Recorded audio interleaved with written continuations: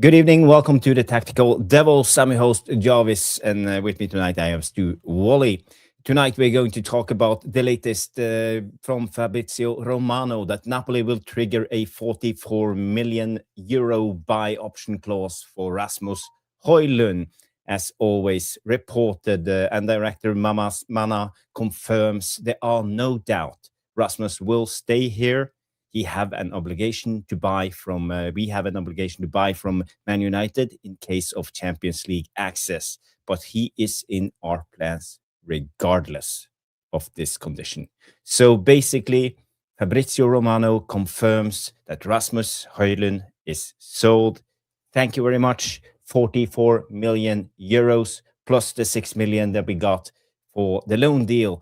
And we have money in the bank for buying players. So that's good news on a Friday night. We will also talk about the Ligt and his injury problems. He have been through hell, according to sources. Sully talks. We will also discuss the centre back dilemma. Are we going to go with Martinez and the Ligt as our centre backs into next season? Can we do it? Are they fit, or will they be too injury prone? Can we do something about it? Will we operate as a proper club? There are many questions, and we will do the Man United Aston Villa preview and talk about the game, Unai Emery, all the injuries of Aston Villa, and how Man United will line up, and the Carrick presser. So guys, there will be a show. Stu will be with me. Guys, remember, press the like, subscribe if this is your first time on the Tactical Devils, and we will be back after this short intro. So see you in a second.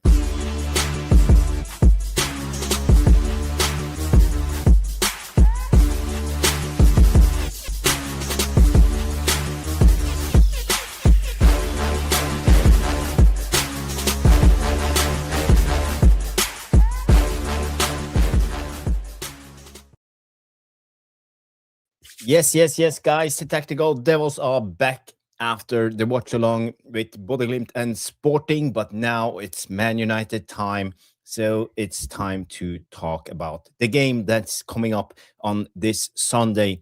It's a 6-pointer. It's a very important game for Man United to win. We are facing Aston Villa at Old Trafford. So, Stu, how are you doing, my friend? Are you well? I haven't seen you since Tuesday, Monday. Monday. We were hoping to get something done Tuesday, but I think we were both busy, weren't we? And then obviously I was at footy when the mighty Bodo Glimt swatted Sporting Lisbon aside, which is absolutely superb.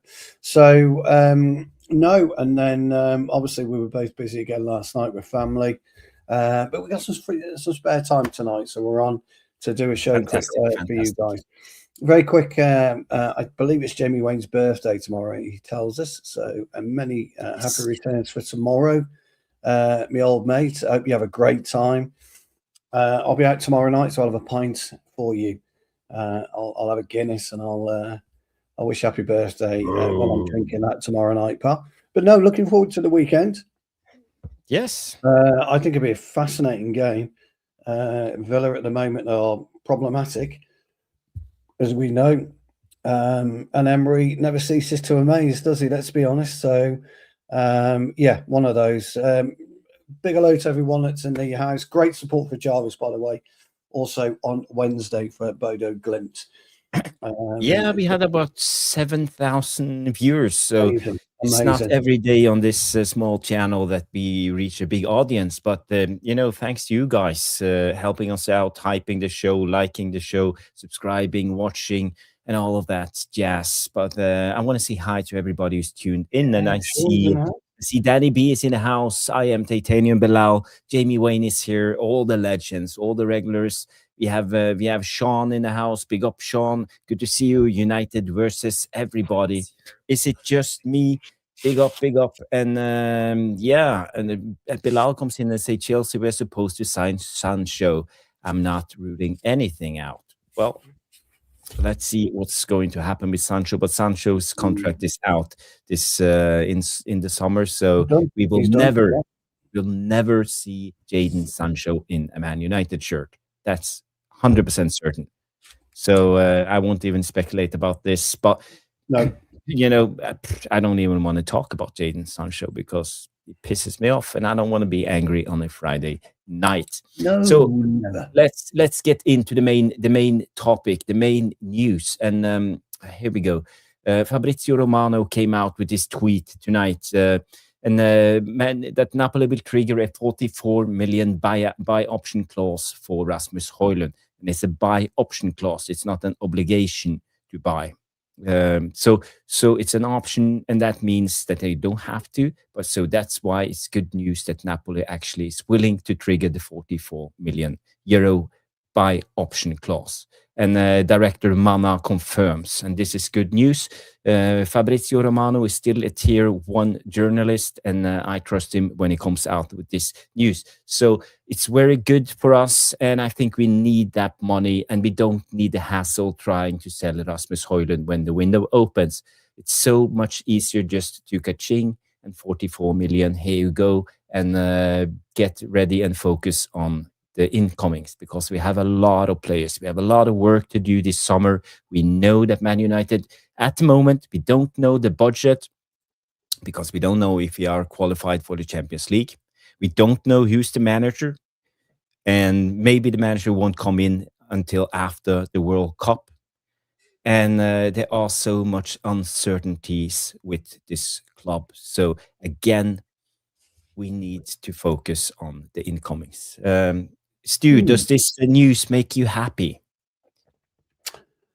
Well, I thought that there was an obligation to buy if they reached Champions League football. Yes. That's what I thought the obligation to buy was. Yes. So if they don't make Champions League football, that's the buy option. But I have heard that they are willing to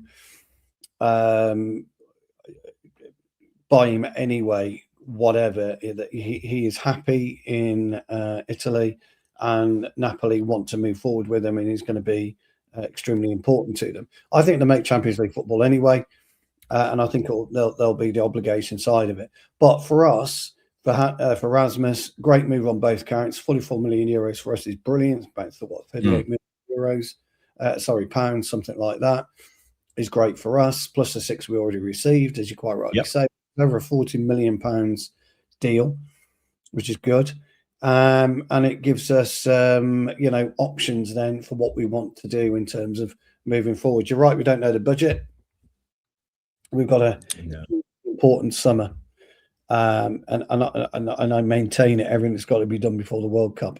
That's manager in play, and that's players in place. If we dick about this season, this summer, we're going to be starting the next season on the back foot. And the manager's going to start next season on the back foot, and I can't imagine if we're going for a serious manager that they will allow that to happen. So we're run out of time. We're midway through March already. Before we know it, it's going to be the end of April. Before we know it, it's going to be the end of May.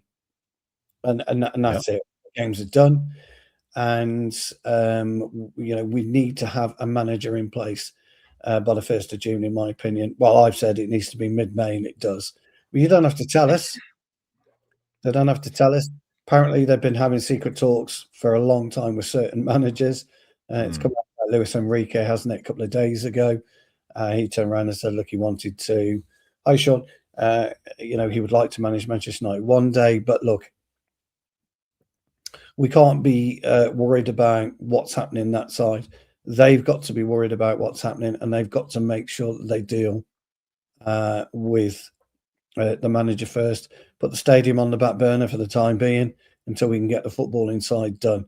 Now, with certain things come out, as and by Ruben Amorim, if you believe the press, he's turned around and said that the squad is good, but it's the hierarchy that know fuck all about football. If you believe, I read that, but I couldn't find a good source. I couldn't find a good source on it either. I couldn't find a good source either. So I don't know if it's true, but if you believe what you read, then that was said. So look, ultimately, fair play to Rasmus. He seemed to have settled in Italy, doesn't he? He's on double figures, isn't he? I think so. Fair play to him. I think he scored. When was the last time Haaland scored? Yeah. When you actually look at the two, So fair play to Rasmus. He's built a home. He needed a home, and for me, I'm really pleased. Yeah, I think he scored in 30, 32, 33 matches. He scored 13 goals, so roughly 1 in 3 for Rasmus this season. And I think that's his level. He even performed at that level for Man United, but for us it wasn't good enough. No, not for us. He seems to thrive. And if you look at the Serie A standings, you see Inter is on top. They will probably win the league. AC Milan on second and Napoli on third. And it's I think it's only top 3 who qualifies for the Champions League. Top 3 qualify for Champions League. Serie A. There's a couple of things about that league table for me, Jarvis. Great to see the old enemies, Inter and AC, slugging it out at the top of the league.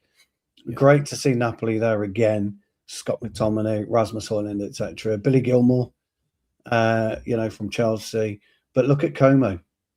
I know they've been heavily invested in. I get that. I've got no problem with it. But look at Como. But before we go any further, we have, first of all, Super Chat.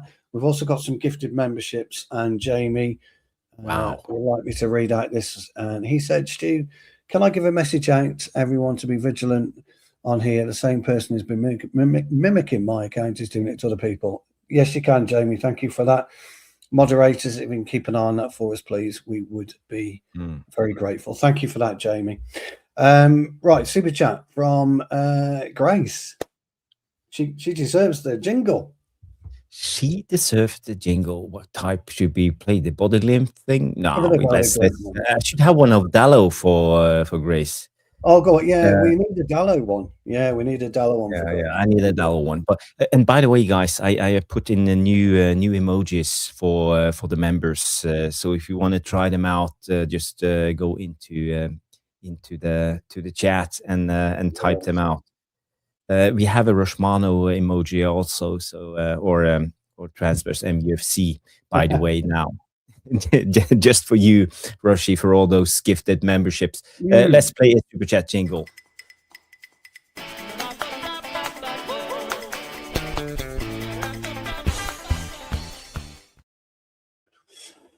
Yes. Thank you, Grace Sheridan, coming in and say, could you see more teams playing with 4 centre-backs over 2 centre-backs and 2 attacking full-backs? Manchester City won the treble doing this, and Arsenal this year.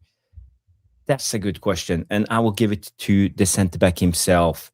Centre-back over all centre-backs in the island of Britain, Stu Woolley. Personally, no, I wouldn't like it, and there's a reason I wouldn't like it. Is it becomes too problematic for any type of partnership to be really bedded in. And if you are already in a strong partnership with somebody, adding extra players in and around you is very problematic. I like the diamond, the goalkeeper, the 2 centre halves, and the defensive midfielder.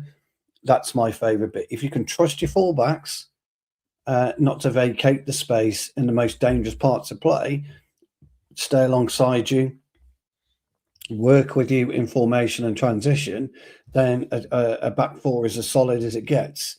Arsenal have proven that for years. Manchester United have proven that over in the 90s and the early 2000s. Liverpool proved it in the 70s and the 80s. Wolves proved it. There are ways of really pushing a solid back 4 if you trust all incumbents of that unit. So it's a great question, Grace. For me, no, but you're absolutely right. People seem to forget what Grace is talking about when she's talking about 4 centre backs, and what she's talking about is, for example, John Stones was playing a very deep lining central midfield position in the trouble year of Manchester City, Jarvis, if you remember. And then when they went to transition, he would go into the to the defensive unit and add a centre back to that defensive unit. She's also talking about there has been centre backs playing at full back, which again, the reason for that is to drag them in to a more centralised position throughout transition. So it's really quite interesting. I haven't seen Arsenal do it too much, Grace, but I'm sure they are.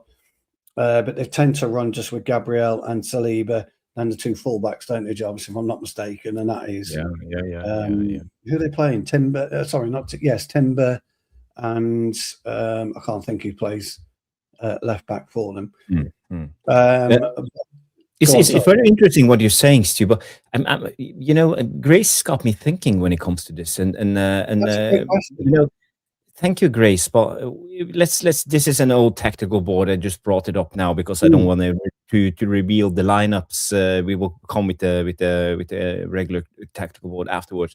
But let's say if you play with remove Martinez and Dalot out, and same with Wan-Bissaka. So let's say you play with the centre backs as fullbacks, and you play with the DMs as centre backs when you build out.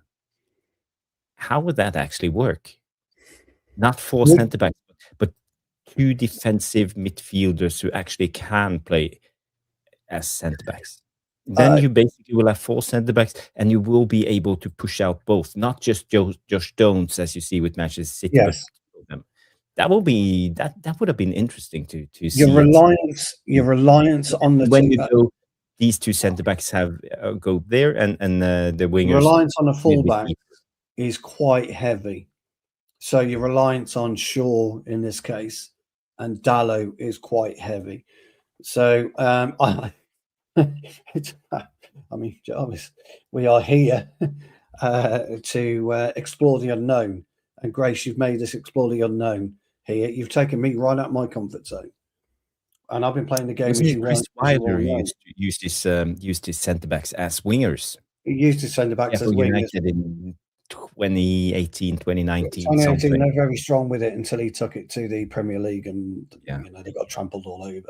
But I've been playing the game for 50 years, Grace, and you've made me think about that. I've always played in a traditional back four in the way that they had done. So I love that question. That's probably one of my favourite questions we've had on this.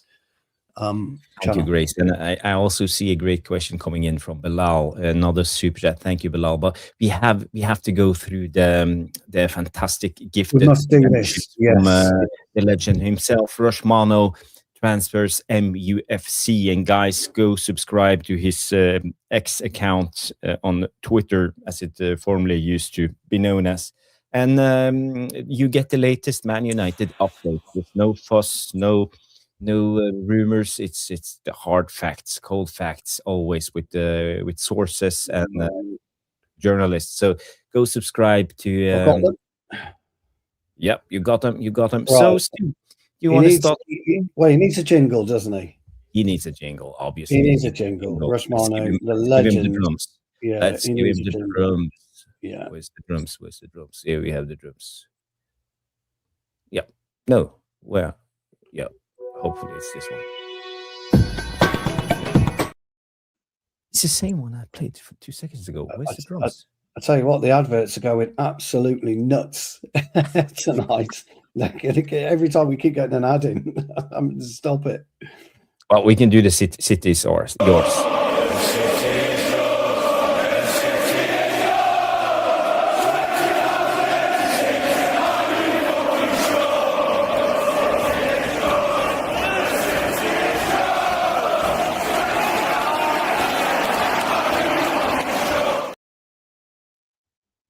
Yes, thank you so much, Rushmano. And I'm waiting for Stu's pronunciation, or should I say slating of your names. Let's go. This should be quite funny. So we'll start with Ozian Brock. Anyway, he's received, or she has received, a membership. Shane Constantine, 2617. We've got Never Ignore Glory, Man United. Never ignore glory, Man United. If you're Pappy, it wouldn't be never ignore go, Man United. Barrio. By the thumbnail, something familiar with that thumbnail, Newton Heat. Yes. Someone has changed their name. Mario Malatelli has one. Mario Malatelli. Mario Malatelli, yeah, brilliant. Mario Malatelli, absolutely brilliant. David Porter, 5324's got one. Big up, David. Canogram, 3736.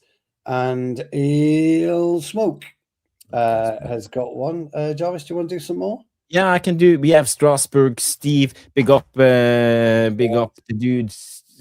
Strasbourg Steve coming in. Nice to talk to you after the Newcastle preview the other day. I hope you're well, Steve-O. We have most luck. Yeah. Okay, moving on. Yeah. Maybe you do the next one. I see Stian United 1 and Sonox Goku 7555 coming in. And well. Adnan Wanda or Wand, Treble 92 is in. Z.E. Zaccarino, 5704, or Zaccarinho. Are you, Philip? Hi. Oh, you look tired. You look tired, young man. Yeah. Good night then, pal. Good night. Good dreams, mate. Good lad, buddy. Good lad. Zaccarino, Seb Grow has got one. Still Guy or G-I-E, Guy. David Doss, Alan McGee, King Eric, Naked Wrestler, and Ahmad Doshan 845. So thank you everybody for becoming a member. Remember to thank Rushmano in the chat for the gifted memberships. Absolutely, and thank you so much. Rushmano, you are a legend. And by the way, guys, we have now a Transfers MUFC emoji for you members, the special emojis that you get for becoming a member. You also have the Jarvis face, the Stu face, you have the Carrick face that's new, you have a Bruno face. Grace has done them absolutely brilliant. She's done tons. Grace has done absolutely tons. They're absolutely superb. And we also also made a Belal and Belal emoji. So guys, Mark, have you done a Mark emoji as well?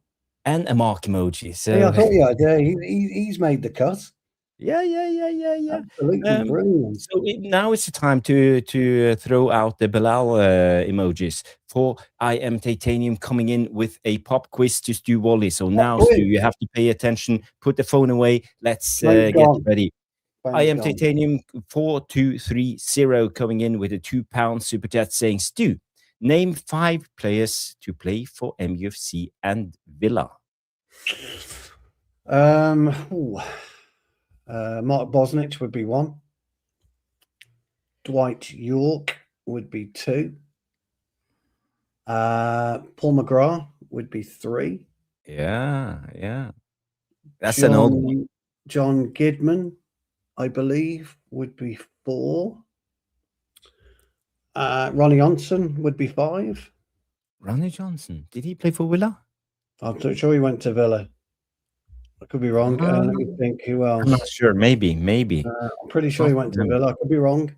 Let me think. Ashley Young. Ashley Young played for Villa. Yeah. Have we got 5? Bilal? Have we got 5? Or I'm missing some. Victor Lindelof. Yeah. Jadon Sancho. We don't count Jadon Sancho. We don't count him. No. Dion Dublin. Peter Schmeichel, of course. Dion Dublin. Did I say Dwight York? Yes, you said so. York. Yeah. Well, you got 5. That was a good question. Thank you so much. I love that question. Those questions. We've got something a little bit fun coming up a little bit later. That me and Jarvis were just having a bit of a chat about in the green room. So it's only a bit of fun, but we're going to put Jarvis on the spot. And we're going to call it the Jarvis's spot. I don't know why. Don't forget that. I don't know why that came up. I don't know why I said that. Rashford. Yeah. Rashford was one. Sam Johnson. Sam Johnson did. Yes. Sam Johnson did. Yeah. People, no ChatGPT, no Googling, no anything. We didn't. It was all like that. Use your nugget. Use your golden nugget. Yeah, brain. The bus is coming in and saying, we're not naming Sancho. No. Again. No, forget him. Yeah, he's gone. He's done. Okay. So let's get going with the show. Thank you everybody for the super chats and the lovely donations. You know, it goes right back into the channel, the hard work we do, and I try always to upgrade. The next thing I want to do is to pay for the upgraded StreamYard, so you guys can get more shorts. I only have six a month. But Liam if Miller. I upgrade, I can make more. So Liam Miller? Was Miller at Villa? Miller at Villa. That's a good shout, that is, Mikey. I've got to be honest, buddy. I don't know. That's a damn good shout. Liam Miller. I can't even remember. I don't think. Rob Always United's in with a brilliant super chat as well. Let's do Rob Always United super chat because I want to bring up Senna Lamans, Jarvis. Thank you, Rob. Rob, you do more than enough. Anyone that comes onto our streaming, which for 2 minutes, that's enough for us. Okay, sorry, I don't get her too much, but big up Jarvis, Stu, and Jet. Big up Rob Always United. Rob, thank you so much for that lovely donation, the super chat, and it also goes back to the channel. And I will try to create more content, better content for you guys, and do as much as I can because I love this. I love this community. I love sitting here with Stu, talking football, doing the thing I love the most in the world. Just yabbing about football all the time. It's worth noting, everybody, that the super chats and donations you give goes back straight to the channel, and that's just to upgrade equipment, or as Jarvis said, upgrade StreamYard. But I would like to say Jarvis is in a load of trouble, and Grace has called you out publicly, and that's it. Okay. Oh, you've been called out. I will make a how you pinky swear? Is that how you say it? Pinky swear? Well, you're even more trouble now because she's paid to bollock you. I believe Grace needs the super chat. I will read that out. You must play a jingle. She's paying money to bollock you. Oh, fucking brilliant. Grace, you crack me up. You really do. Give her the United home. I don't. Something happened. All my jingles are gone. Oh no! We can do this one. I think this is.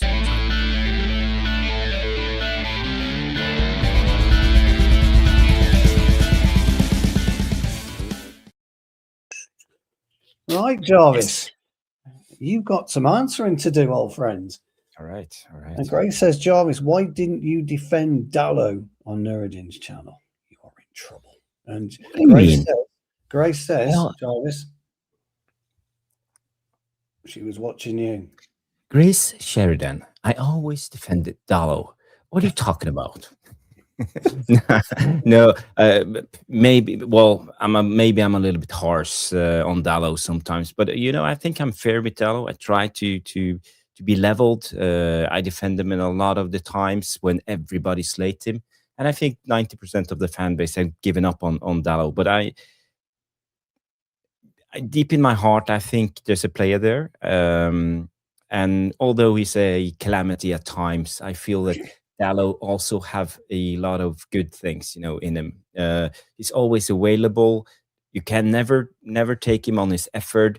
I think he have his heart in the right place, and availability and being able to step up. Always playing on the left, on the right. Doing what the gaffer tells him. No complaining, no fuss, no social media guff. Nothing controversial. So in a way, I think he's a good squad player to keep in the squad, but for me, he's never a starter. He's not at that level, and it's not me criticizing Dalot at the because I want players who are better, at the highest level. Grace, I'd just like to go on record, as you know, I'm a big supporter of yours, Grace, and I think Dalot's a god. You know all this, so just saying. Okay. Great question. I'm red. You are red. Very great.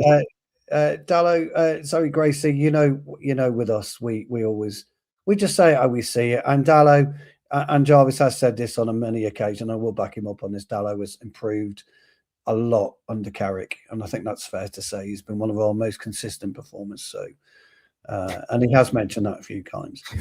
Just a very quick one. Ill Smoke, Rushmano gifted you your membership. Yes. And he is in the chat as well, Rushmano. I did see something else. Oh, yeah. So I wanted to talk very, very briefly about Senna Lamens. Because somebody put in the chat and it reminded me, and they mentioned about Agate being the first to leave training. And something Senna Lamens mentioned in an interview this week and I brought up, do you remember a couple of weeks ago? Yeah. I said to you, didn't I? When you saw the Man United players coming through and they've all got their fucking designer Tommy Snake or whatever. Handbags, whatever, yeah. Senna Lamens was in an old t-shirt and some flared jeans and it looked like loafers. And I said to you, he was very normal, didn't he? Well, he's come out and he said he's single at the moment, so he doesn't have a girlfriend in the UK.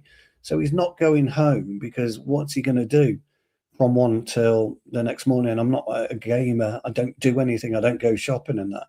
And so that's why I never go home. Yes, and so he works out. Like 6 o'clock in the morning, I go home. But yeah, he uses the sauna, he uses the swim facilities, he uses the gym facilities, and he stays there.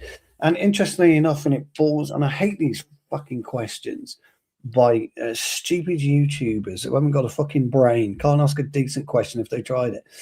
Anyway, Aidan Heaven was interviewed this week. Who's the worst dresser in the train? I'm like, fuck off, you clowns. And of course, they were saying Senna Lamens. But is he the worst dresser? Because look at his performances. Yeah. And that's, when you look at, we talk about Monday football all the time, and you guys laugh at me when I say, get your hair, look at his hairstyle, look at his fucking gloves and things like that. Serious people, serious footballers, they're not interested in how they look. They're not interested in what time they go home. They're interested in becoming the very, very best. And I think that says a lot to me about Senna Lamens' mentality and what he wants to achieve as a young goalkeeper. And I thought it was worth mentioning and worth pointing out that we've got somebody like that between the sticks who is more conscientious about, the game itself, doesn't care about how he looks, doesn't care about his hair, doesn't care about anything. And I think there's a lot to be said. And if young JJ we often talk, don't we, Jarvis, about young players going into the dressing room environment and looking, not speaking, just looking around and seeing what people are doing. And you can always tell the people that don't take it seriously because they're always dicking about on their earphones and always dicking about with their Gucci handbags. And you've got Senna Lamens probably in the corner, not saying a word, just getting himself prepared. And that's the type of person that JJ Gabriel, Kai Rooney, Thwaites, all these younger players need to look at. And I thought I thought it was worth bringing up. Yeah, you make a lot of good points, Stu. And for me, I talked about Julian Ryerson the other day.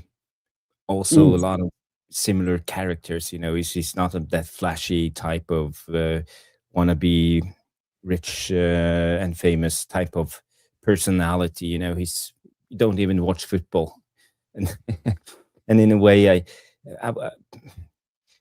that old picture when you see Wayne Rooney, Gary Neville, and all of them Paul Scholes walking down the streets, they all with their hands in the pockets. They all look normal, didn't they? I mean, normal. Yeah. It's almost like unnatural. They just regular blokes. Out on the streets, out on the town, having a good time, and I that's why I think modern footballers have attached themselves from the average working man type of guy. They sometimes feel like they're even too big to take their time and hand out autographs after the games, and it's almost like the fan base is a burden on them. And it should never be like that. It should never be like that. It's true. I mean, Shaw makes a great point about this. I mean, it's laughable. It's laughable. If I was Carrick, I would have just laughed at that question and just said, "What are you asking me that for?" I mean, it's a stupid question. Come on, you're a journalist, a seasoned journalist. What do you want to know about the game coming up Sunday? Yeah. Instead of asking me about JJ Gabriel or Were there any questions about Aston Villa game? there probably was not one or two, but you know, this is the thing that you're getting. The other questions were, oh, you know, how did you react to what Paul Scholes said? I'd have been rolling my eyes. I've just been sitting there rolling my eyes. What are you doing? What's the point in that question? Do I care what Paul Scholes says? No. Next, move on. What do you want me to say? Do you want me to give chapter and verse how it hasn't affected me? Or do you want me to tell you it has affected me? What do you want to hear? It's absolutely crazy. I wish I was a journalist sitting there in the presser, and I would actually ask Carrick a lot of tough questions, because there's a lot of things I'm wondering about Carrick. What's his vision? What is he trying to achieve with this Man United team? Where's his goal? The end goal? Are we going? Is this what he has in his locker? Are we going to sit in a 4-4-2? Are we going to excel in counterattacks? Is he planning to evolve our play? Are we going to be better in our press play? Yeah. Do we need better players to get this vision through? What type of profiles is he looking for? You know, all of these questions, I want to know more, because this is the thing with Carrick. You know, sometimes I'm critical to his tactics, but I have to say it comes from a place of not knowing. You know, I'm kind of ignorant when it comes to what type of tactics. Ruben Amorim, you know, I could go at Sporting and look at him. You know, I could look at what he did at Sporting. I could imagine what type of profiles he wanted. I'm not sure if I can do the same with him when it comes to Carrick. It's interesting, really, because I mean, the question you would ask him undoubtedly is, we've got, just say hypothetically, we've got 8 games to go. Michael, there's 8 games to go in the season. Let's split that in half. What are you planning for the next 4 games? How are you going to rotate the squad? Do you expect Martinez and the injuries to be back, you know, within these 4-game period?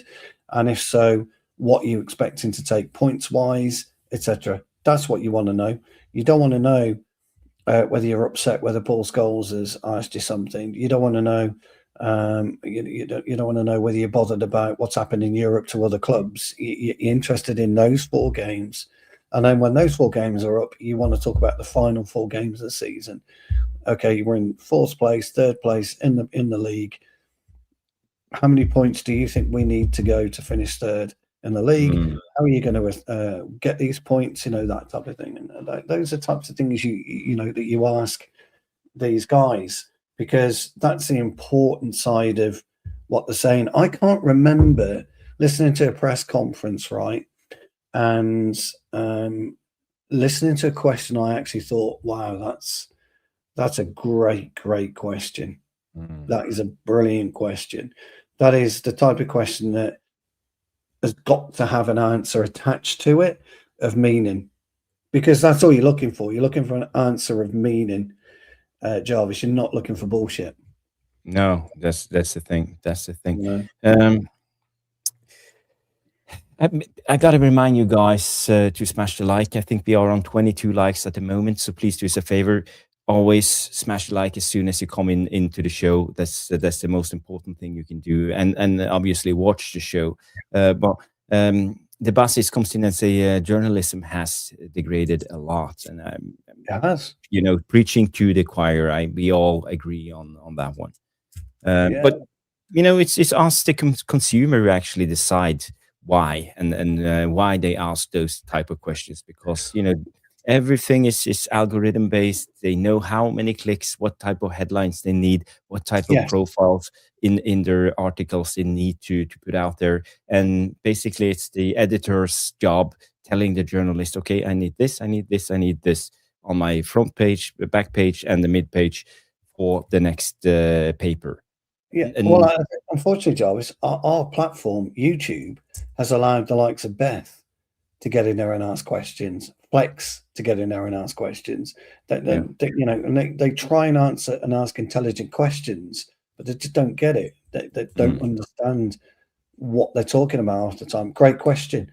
I'd ask them about missing Leach's line breaking passing. I absolutely. That's all you got to say, Ilse, mate. Are we missing Leach's line breaking passing?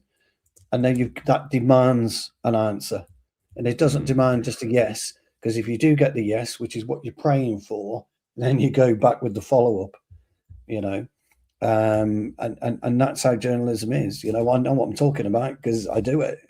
You know, with MotoGP and Worlds. You know, I know. You know what I'm talking about. I'm more at home, believe it or not, asking questions in that environment. But it's really interesting how these what they're called now citizen journalists. Because they're not proper journalists, they're called citizen journalists. Think they know what they're talking about. But when you've got a 2 million subscriber base, Manchester United feel that you're reaching an audience, but you're actually not reaching the right audience that Manchester United need to reach of intelligence, unfortunately. I'm just putting out the because Rob Taft is in I'm just putting it out on X. We are live. Link to the show in the comments because sometimes YouTube don't like us, especially when we do Man United stuff. When we do Body Glimt stuff, YouTube loves us and push it out to 30,000 people. When we do a Man United show, they push it out to thousands, only 1,000 if you're lucky. You know, so that's how the algorithms works. But maybe it's because everybody is doing Man United stuff. But I just wanna share the link for you, and you can do us a favor and please share this one. If you have an X account, press this link I'm putting out in the chat right now, and yeah, there you go. Push this link and go to X. Share it and like it, and more people will see that we are live and join us. Yes. Yeah. And Sean is saying YouTube have been crashing out recently. Yeah. Well, it's about right. There's nothing I can do about it. Sorry about that. Not much we can do. Yeah. But anyway, the reason I brought that up, I thought it just demonstrated the type of man that Lamans is, and I just thought it was quite interesting that there's still those stupid questions being asked of footballers today, when you know when they're being asked. But to be fair, the interview that I saw with Heaven is he was wearing stuff that he likes to wear. So he was wearing like a white beanie and all that, and that's the stuff he likes to wear, and I've got no issue with that. But it was quite interesting. I want to talk about the next topic. We are done with the Højlund thing, and the only maybe I want you guys to think, and I can bring it up afterwards. What are we going to do with the 44 million euros we get for Rasmus Højlund? How are we going to spend them? I want to know your take on it, and it comes to you two too. So just think of it, and we'll go to the next subject, and that is on the Ligt, because they came some reports out tonight that Matthijs de Ligt is going through hell in the latest injury update, and according to the report, de Ligt has been close to returning from injury several occasions, but has suffered multiple setbacks and aggravated his back injury. And I don't know what's going on with de Ligt. I don't know if you have any more info on his back injury, but sources say he's been through hell over the past few months, and it's an internal concern about his condition. And the sources also speculate that maybe he's out for the rest of the season, and this will be a long-term thing. So my question is to you, what are we going to do about de Ligt? Is he worth keeping? I know we just can't put players in the bin, but a fit de Ligt is, we know that because he was monumental for us. We certainly when Maguire was out at the team, he was absolutely monumental for us, de Ligt, and we know that. We've all been on this channel, and we've all said it. We're all praising him. There's clearly a bigger problem than any of us could imagine, and I'm sorry to tell you this, guys, but it reminds me very much of the Malacia debacle. It's following a very, very similar path. Malacia, we didn't see him for 18 months, 2 years. Yeah. This could ruin De Ligt's career, his career could be over if they can't get it fixed and they can't sort it out. Now, we don't know how long he's had his back injury and what the severity of his back injury is. Is it muscle related? Is it disc related? Is it spinal related? We don't know.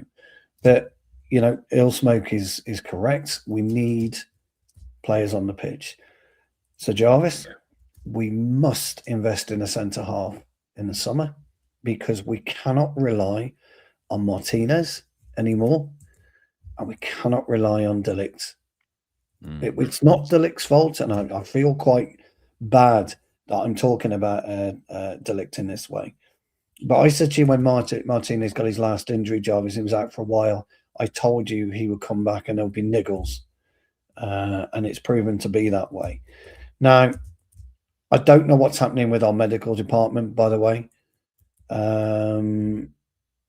You know, we can't seem to keep players fit. We can't seem to keep Mount fit. I mean, fuck knows what was wrong with him. God only knows what was wrong with Mount.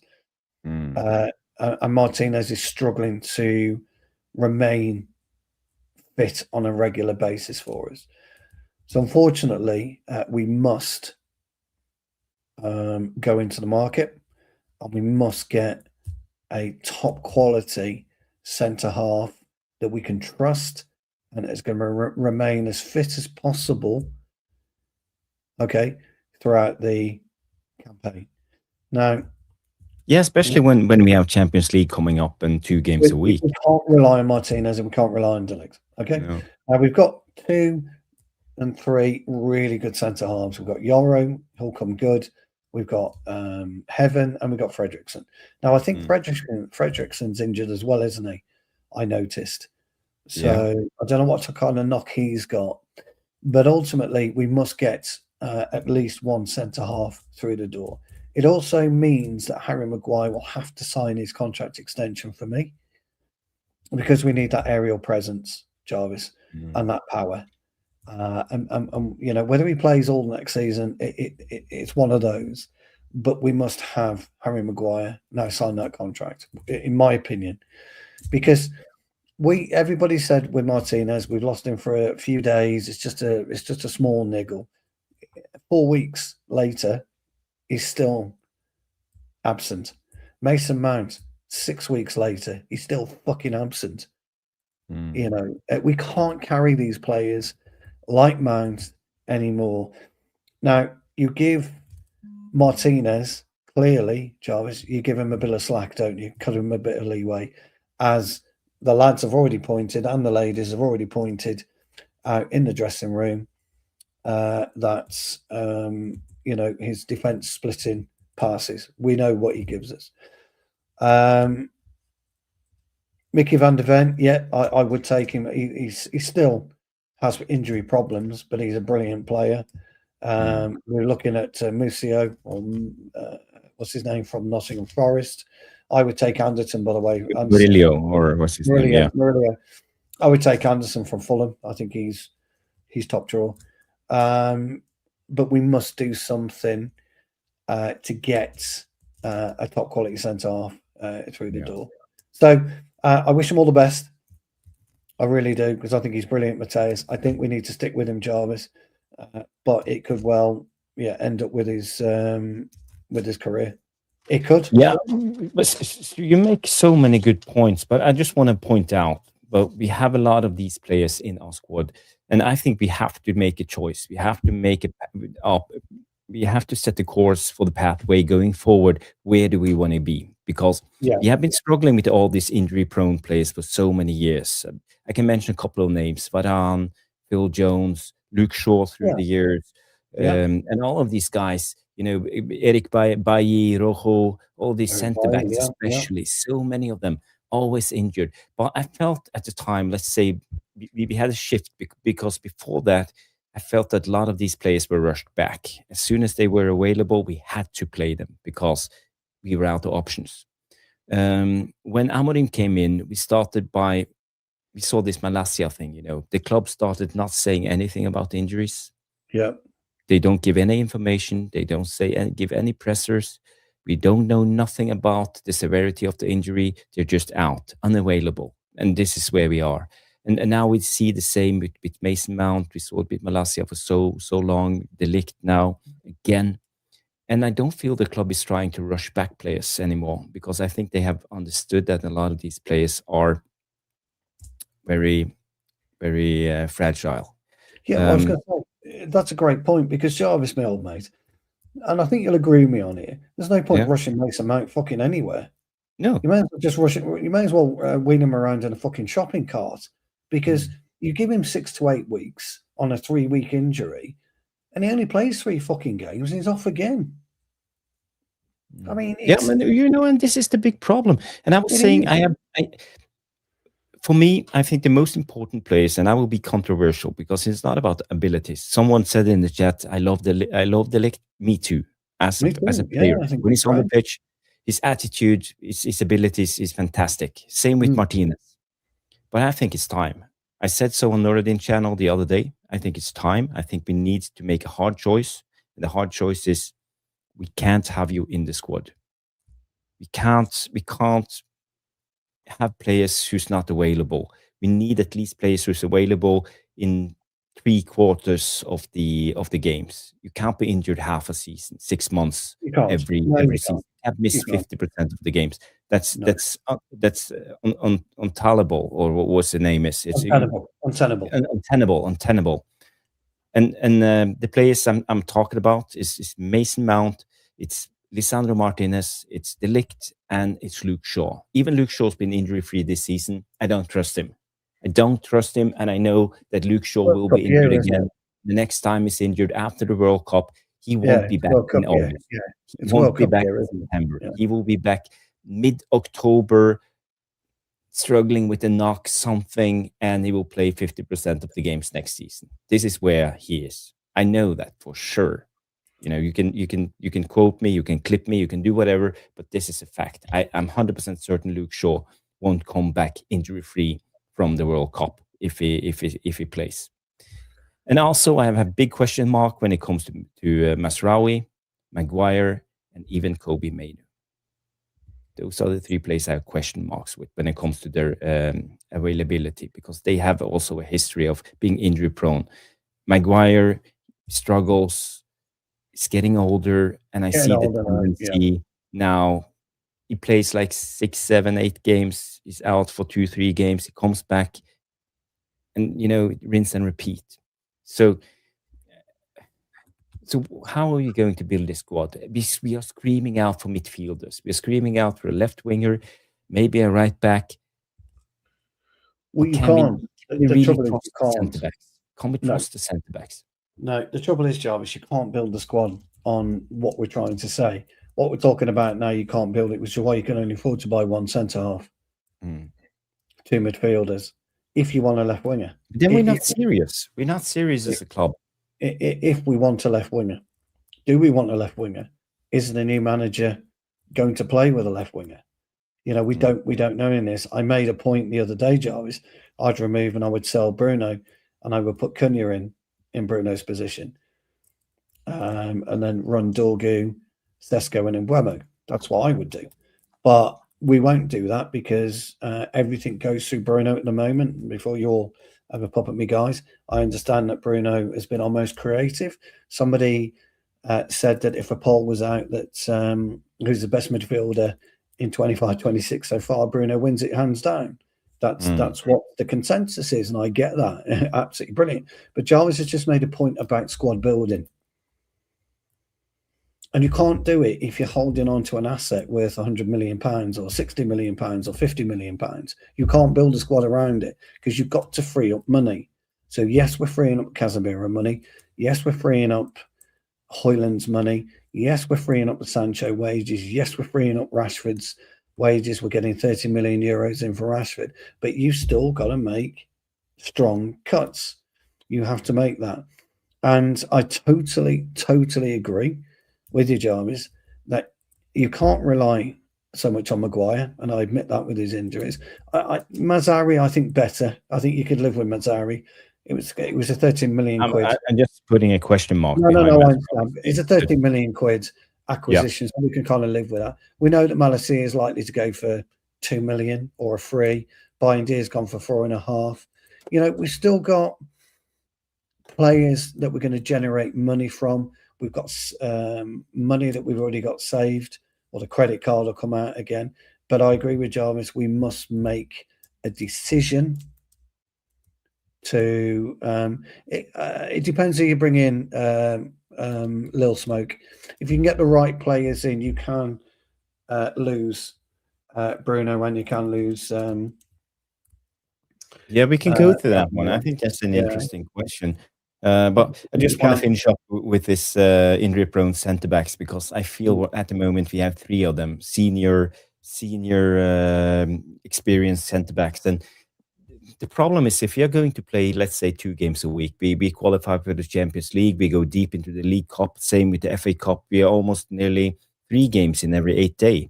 And I think that will be tough on those 3 centre-backs, Martinez, Ligt, and Maguire, coming into next season.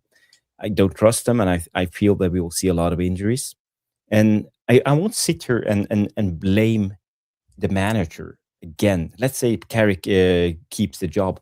Why are we going to blame the manager? Because it's obviously the board of directors, it's the sporting director, it's Wilcox, it's Berada, it's all of them not doing their job properly, because we need a strong squad.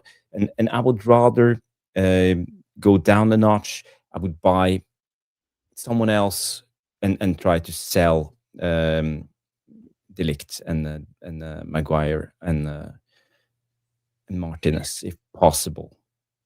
It is interesting. If you but you know, my point is to. Sorry for interrupting you, but my point is, my point is, it will be so tough, because we will have to rely on Aiden Heaven, Lenny Euro, and maybe Fredrickson next season, going into Champions League, deep cup runs, and Premier League.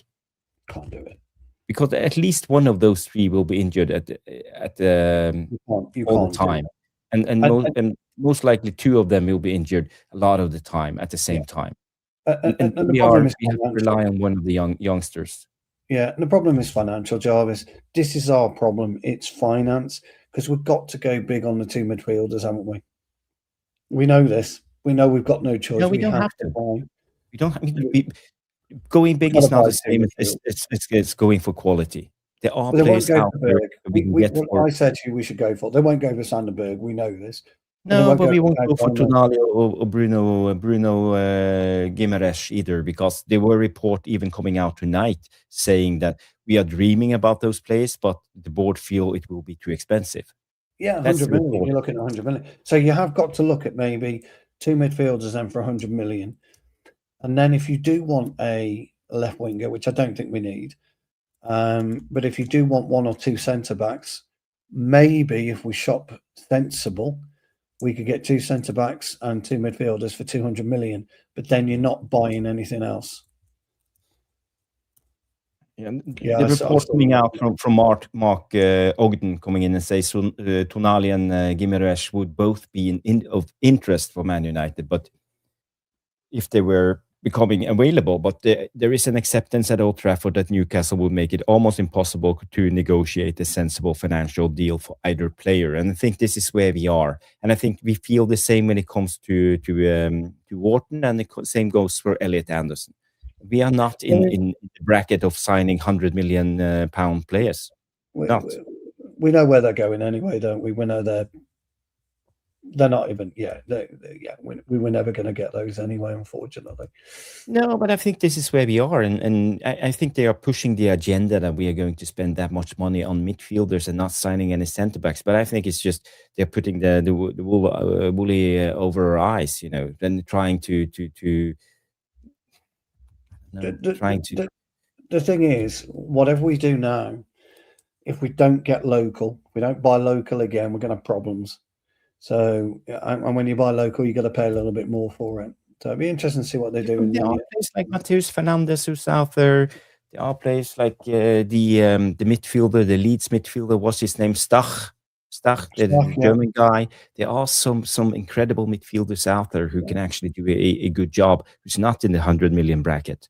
No, but you're looking at 50, which is about right. You know, I think if we get 2 in at 100 mil, 2 in, a João Gomez type player, a staff. João Gomez, it's been mentioned a lot of the time. Fernandes type player, Sanderberg type player. Yeah, I've got no problems with any of those. No problems at all. I think they're great. I'd take Bueno, the left back from Wolves anyway, any day of the week. I think he's excellent. I know he's had a couple of injuries, but I like him. I like Bueno. So there are players out there that I would take. I'll give you a shout. Go on. Patrick Berg. Well, yes, you got Patrick Berg. I mean, I don't know what he would cost from Bodo Glimt, but £15 million. You know, absolutely great player. Just from West Ham, Rob Taff. Again, we both like him. We think he's completely unorthodox, don't we? But we like him because you ain't getting around him. So there are players out there. Fernandes, as you quite rightly say, from West Ham. Jared Bowen, West Ham. If you could get him, there are players out there. So, and I wouldn't have a problem with that, Danny B. No problem at all. Bit of fun then. While we're talking centre halves, Jarvis. Bit of fun. And we'll segue into we'll lighten it up for 5 to 10 minutes. Just have a little bit of fun about something, and then we'll do the preview. So we're talking about centre halves, and I was thinking the other day, talking to a very close friend of ours, Jarvis, and we were talking about certain things, and I raised a question. So I'm going to give you some centre half pairings of Manchester United who played in the Premier League era. And I would also like to give you one that played in the 70s and early 80s as well. And I'd like you to pick not the best pairing, but I'd like you to pick what you think out of all those players would make the best pairing. So I'm going to give you, from the 70s and 80s, Gordon McQueen and Martin Buchan. Okay, from the early 90s, we're going to give you, obviously, Stevie Bruce and Gary Pallister. Okay. Yeah. Then we're going to give you, I'm going to give you 2 from the 2000s era. So I'm going to give you Vidic and Ferdinand. Yeah, obviously. And then I'm also going to give you, I'm going to give you Stam and Ronnie Johnson. Yeah. And then I'm going to give you Varane and Martinez. Okay. So who would be, out of all those players, your ideal pairing? And I can pick and choose from any of those pairing, just one player. So it's not a pairing. I'm not saying. For example, I could pick Ronnie Johnson and Stevie Bruce. If you wanted to. Yeah. Yeah. Okay. That's an interesting one. Before I answer that one, I just want to give a comment back to Jarle Malmin, who knows Norwegian football very well. He said, I wouldn't mind Patrick Berg, but he's 28, turning 29. But he would be good for a couple of years. I will come back on that, Jarle, and tell you a story about Patrick Berg, because he comes from a heritage and a family of midfielders. His grandpa was a professional, Harald Berg. He won the cup. He played as a professional in the Dutch league in the late 60s and early 70s. He played with Krul and Cruyff and all of the best, because Dutch league was one of the best in the world at that time. And he thrived. He was really good. Probably the best player Norway had at that time. And Harald Berg was his granddad. And he had 3 sons, and all of them was really good. One of them struggled with illness, so he never became anything other than a Premier League player of Norway. And the 2 other ones, they tried themselves out in Europe. They played in Norway at the highest level. Patrick Berg's dad, Ørjan Berg, he played for Rosenborg those 7-8 years when they played in the Champions League, and all of them. His grandpa, he retired when he was 40, playing at the highest level. His uncle retired when he was 40, playing at the highest level, and his dad retired at 39, Ørjan Berg, when he was playing for Rosenborg in the Champions League. So I would say a couple of years, it's not true. I think you can easily get at least 4 years and maybe 5 years on Patrick Berg, because he comes from a from a family and a bloodline of fantastic genes. I think that player, he will only become better. He will be the Luka Modric of football. He will just thrive. He will be at 35. I think he will be at his best. He will be at his peak when he's 35. That's just my thoughts on Patrick Berg. So you heard it. You heard it here first. Yeah, first, yeah. Yeah. But everybody. It makes sense. His dad, his uncle, his granddad, all of them retired at around 40. Yes. Right. Yeah. There's been some great partnerships. Me and Jarvis will give you ours in a minute. It's just me. 43 says defender choice is tough. It is. Yeah, absolutely. Did you write them down? You wrote them down, didn't you? Yes. The only thing is McQueen and what's his name? Buckham. Martin Buchan and Gordon McQueen. They were absolutely brilliant. And the reason I haven't seen them played, so I know. For me, that's a blank. I have nothing. Maybe they are fantastic, but I know nothing about them. I have to be honest. The reason I brought those up is because there has been some superb central defenders partnerships throughout the history of Manchester United. But that was kind of, I grew up, that was my centre half pairing. But it's quite interesting. So anyway, what do you think? What's your choice? Okay. But you wanted me to pick one of the defenders from. You can pick whatever. Okay, I can pick whoever I want. It's one partnership. I want one partnership. The ultimate central defensive. On paper, obviously, the strongest one would be, I would say, Rio Ferdinand and Jaap Stam. On paper. Yeah. I'm not quite sure how they will fit together because it's a tough one. It's a really tough one. It is, yeah. But that's the idea of this type of thing. Ronnie Johnson, he was a fantastic player. I think he was better than Rafael Varane, but he was always injury prone. So was Varane, but Ronnie Johnson, fantastic talent. But don't worry about the injury. It's not about the injury prone. It's about the player. So on their day, on their very best day, doesn't matter if they're injury prone. This is just your thoughts on the very, very best combination out of all of those. Shall I give you mine? Yeah, okay. Give me yours. Yeah. So mine is going to surprise you a little bit. Rafael Varane, Nemanja Vidic would be supreme partnership. Absolutely supreme. Rafael Varane, Nemanja Vidic. Okay, Varane, Vidic. Yeah. Okay. So, but that will actually be, because people got to realize Varane and Ronnie Johnson is almost the same type of player. Correct. I'm sure if you look at their stats, they have the same demeanor. Tall, very explosive. Here's a good one. Before you carry on, look, here's a great one. This is the beauty of this. It's not about the individual players. It's about what works as a partnership. What two players make the best partnership? And Pallister, by the way, Johnson's a fucking great choice, because that's something I hadn't considered. That's a fucking great choice, that is. While you're doing that, let's see who we've got. What if you pick Vidic and Bruce? That will be a Jesus. knuckles, bare knuckle fighting. If Vicky was on here now, she'd be laughing, because I'm drooling at that now. Absolutely drooling at the thought of Bruce and Vidic. I can't stop drooling, because that's me. But as a partnership, they'd be no good together. Who else have we got? We've had Mikey, Paul McGrath, Premier League. So we just go in Premier League with United. Let's see. Right, let's see what we've got. We've got some really good ones out here. So we have Bruce, Pallister, Vidic, Ferdinand, Stam, Johnson, and Varane, Martinez. Okay. So we've got Stam and Johnson. There you go. Stam and Ronnie Johnson. We've had Vidic and Stam.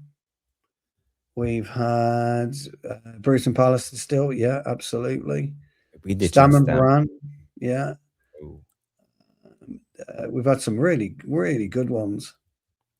Rob Taff said Stan was the best he saw. Yeah, I'll agree with from that. I can understand that. Ronnie did play as a fullback, but Al's not happy. He thinks it's you on about my pairing? Yeah, because I just for me that's just dream. Which one would sweep though? Yeah, that's good. Stam, Bruce, Pallister, Vidic could all handle Arsenal's new corner. Yeah, they could. Lindelof and Jones. I mean, this is all about your own personal preference on who you would like to look behind and see and think, yeah. It's more, do you know what, Jarvis? It's more difficult than you actually realise, isn't it?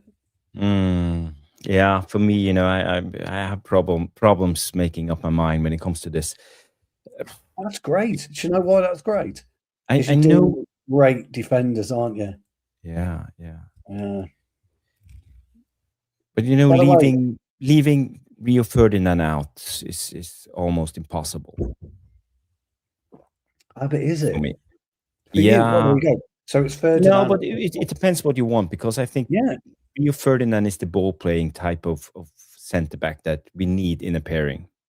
And out of these pairings, there's only probably Martinez who's as good on the ball, who can do the job as progressing the ball. So, and if I have to pick between Ferdinand and Martinez, I would always go for Ferdinand.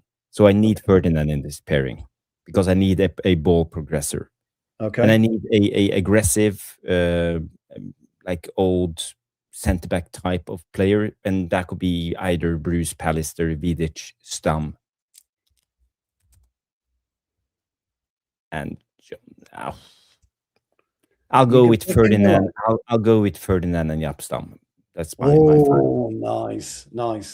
Yeah. So I was Varane and Vidic. And the reason why I went Varane and Vidic is I think they complement each other in their playing styles.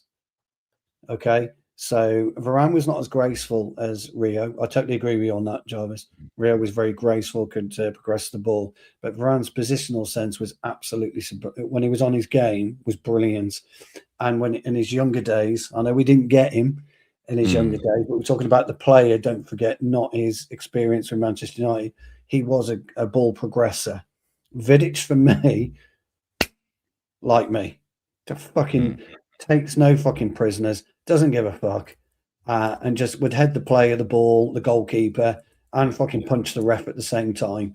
And that's what I like about Vidic. So when you start going on about Bruce and Vidic, I go, oh, fucking that's it. I start drooling them because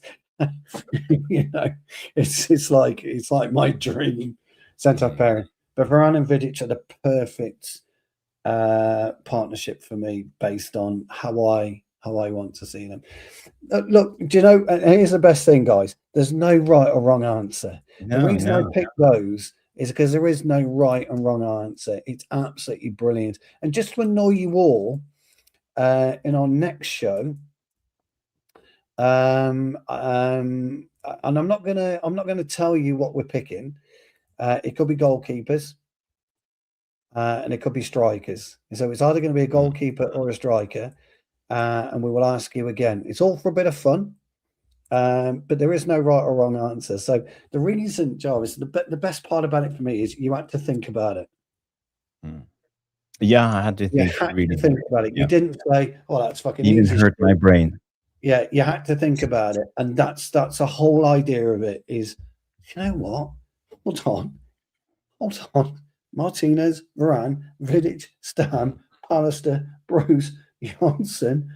Fucking hell, Jesus, my brain's scrambling. But I feel the consensus too is Stam, Rio, and I see Mikey and Danny B also agrees with me. Stam and Rio. Yeah, no, that's good. As I say, the beauty of that is we all see differences in a partnership, and there's certain things like you like about the Stam and the Rio one. There's loads I like about my partnership, Varane and Vidic. Vidic and Stam, could have gone together because they were still two slightly different players. I know Stan was no nonsense, but he could progress the ball better than Vidic. You know, so there's a load of reasons. Jan Anyway. Malmin comes in and say Vidic would have been a disaster in today's game. He would be in the red card collect. Yes, he was no nonsense type of player. So was Stam. Some of his exactly right. That's how you do it. That's how you do it, Jarle.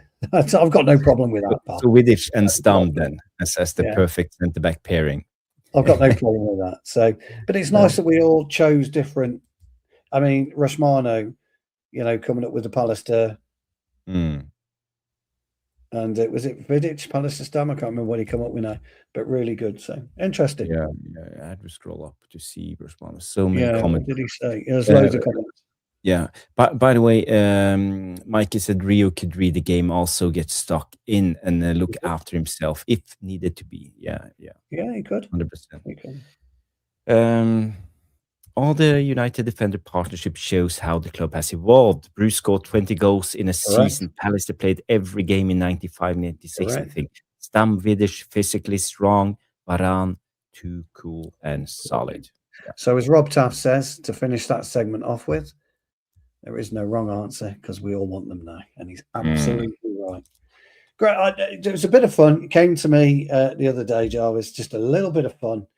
And it's Friday night, we are allowed to have a little bit of fun. It's Friday night show. We will do another position. We won't tell you what it is because we want you to think on the night of what it is. So clear your brains because we want you to think.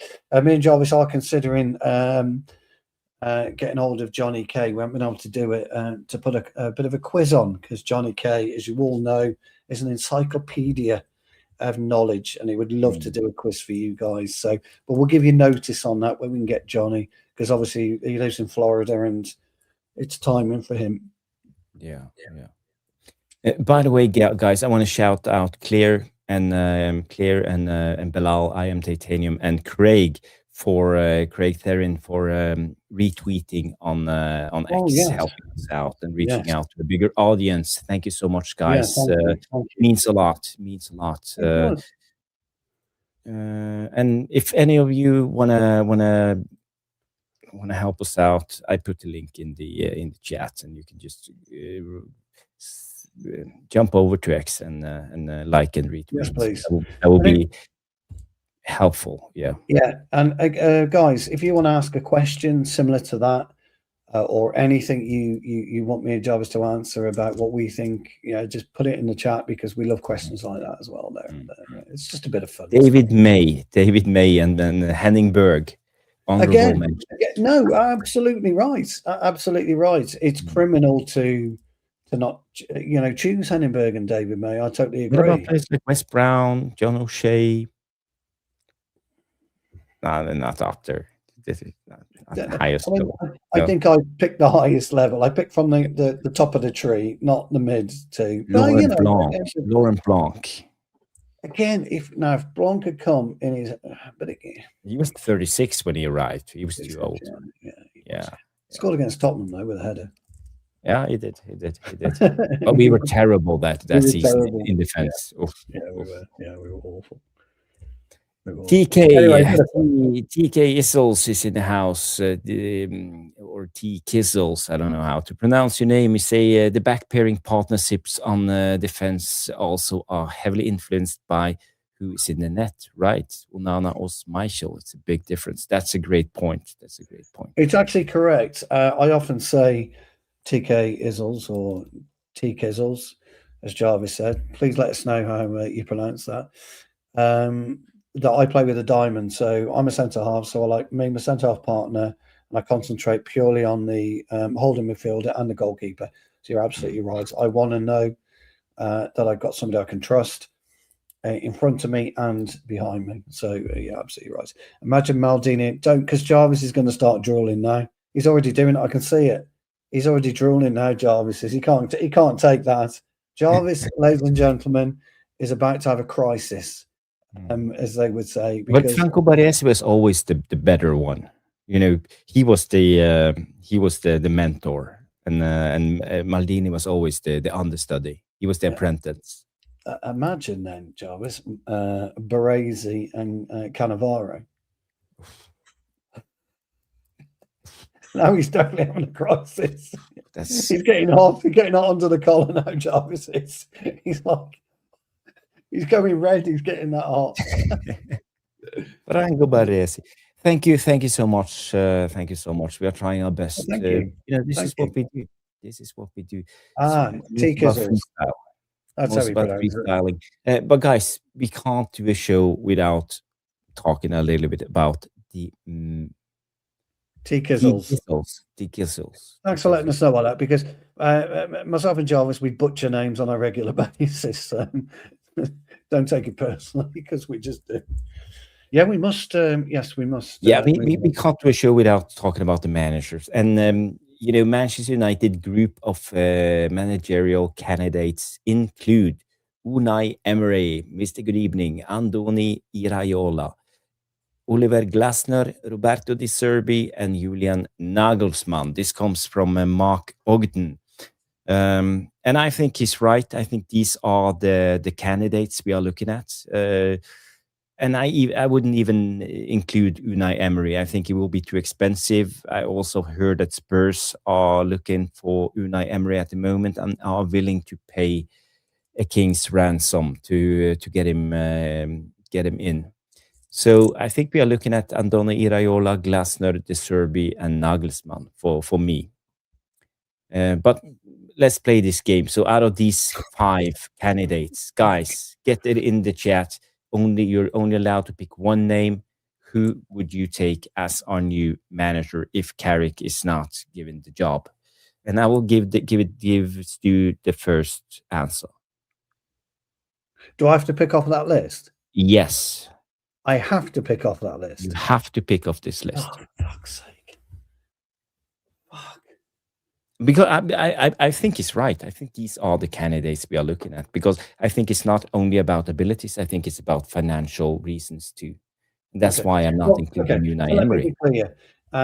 I'm picking off this list under duress, ladies and gentlemen.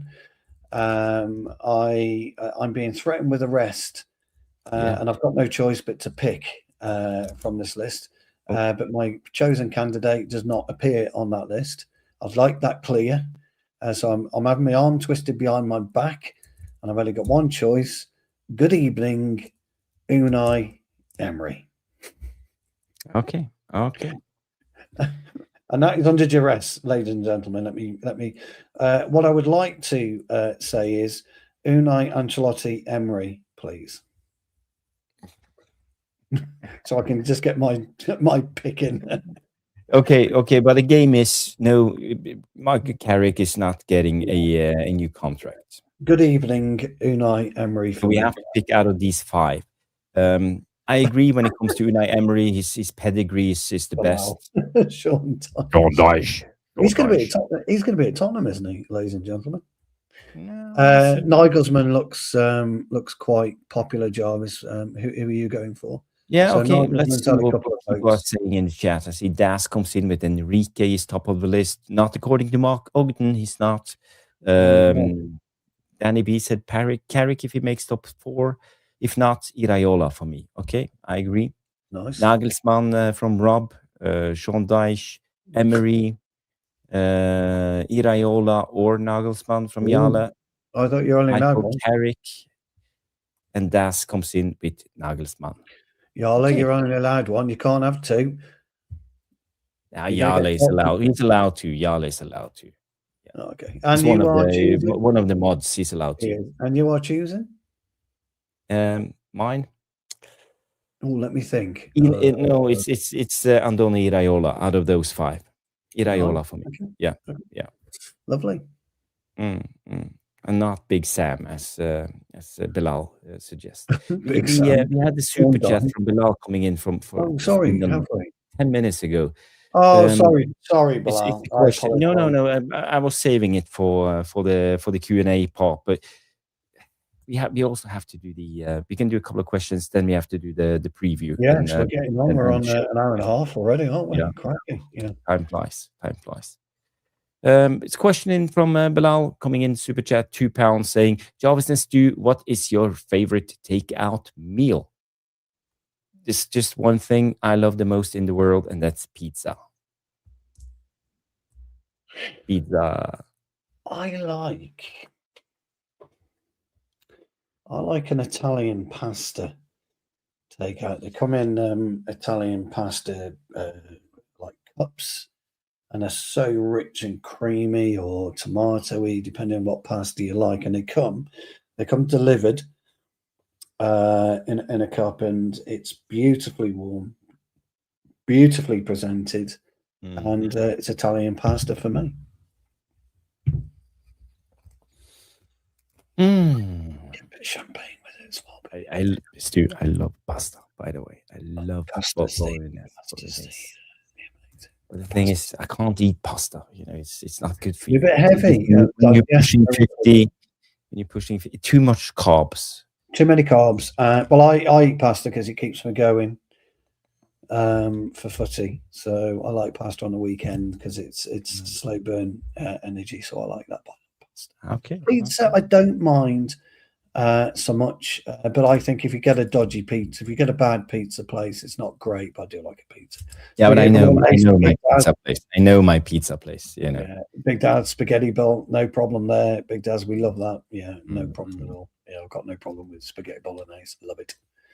We have a couple of questions, but I think we just have to do the preview, a quick preview, and let's just look at the predicted lineups for the game. So we have the FootMob Norwegian site coming in and predicting this one. It's Lammens in goal. I don't know if you even can see this. Maybe I should try to enhance it a little bit for you guys. Same team as last time out, and same team as Newcastle. Lineup. Here we go. So we have Lammens in goal. We have Masraoui at right back, Euro central, Maguire central, and Luke Shaw at left back. No Dalot in this starting lineup. We have Casemiro and Mainu in the midfield, Mbumo on the right, Bruno in the 10, Cunha left, and Sesko as the striker. So what do you reckon, Stu? I'm a little bit surprised about the fullbacks. No Dalot. I would agree with you. I think Dalot comes in. The only change I would make is I think Dalot comes in.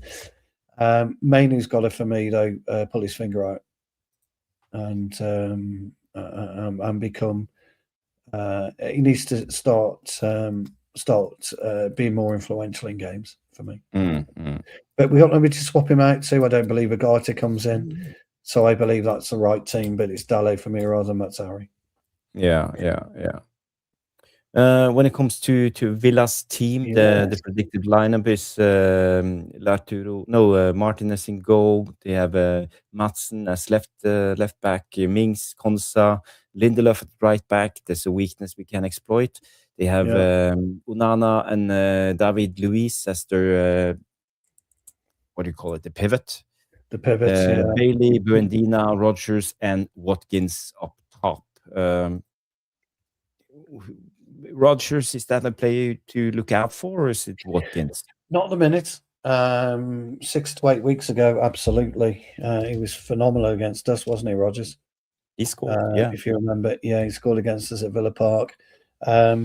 Look, they're missing some two very, very key footballers. We both know that's Tielemans, and we both know that's McGinn. McGinn. Kamara, yeah, absolutely. Actually, I didn't think McGinn can actually play. Maybe he might be available according to. I don't think McGinn will be back. He might be on the bench, Jarvis, but I'm glad he won't be playing. Look, they'll play a 4-2-3-1. They'll attack us down the wings, but we are going to have to pen them back. Sesko's going to. I keep saying it. I'm fed up of talking about it. He's going to have to occupy both centre halves. But I'm sick of talking about it, Jarvis. But Louise will drop in as well and make a 5 at the back on occasions, depending on what space Cunha may or may not get. For me, if we don't push high through Cunha, don't push high through Mbumo, don't push high through Bruno, I think it'll be a long afternoon for us. I don't think Villa are playing particularly well at this point in time. They're not. No. But it doesn't mean to say they won't turn up at 2 o'clock on Sunday afternoon, which is our problem, because Villa played obviously last night, Thursday night. So it's a 2:00 start for them Sunday by virtue of them playing Thursday night. I think we can get at them. But the key element will be is to move the ball up to Sesko quickly, then get it wide, and then get it back in the box for Sesko to exploit.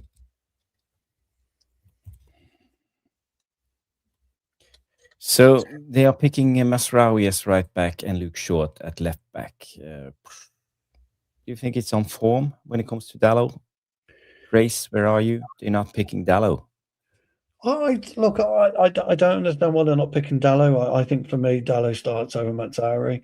I think, although did Dalot have a problem with Rodgers last game out? I'm just trying to think. Well, yeah, that's a threat, down the left-hand side. So, and also Madsen is notorious going forward, so they will try to double up on the. Did we beat Villa last time, or did we draw? I can't remember. No, we lost. We lost the game 2-1. We lost 2-1. That's it. Morgan Rodgers got the. I think he scored twice. He scored twice, didn't he? Yeah.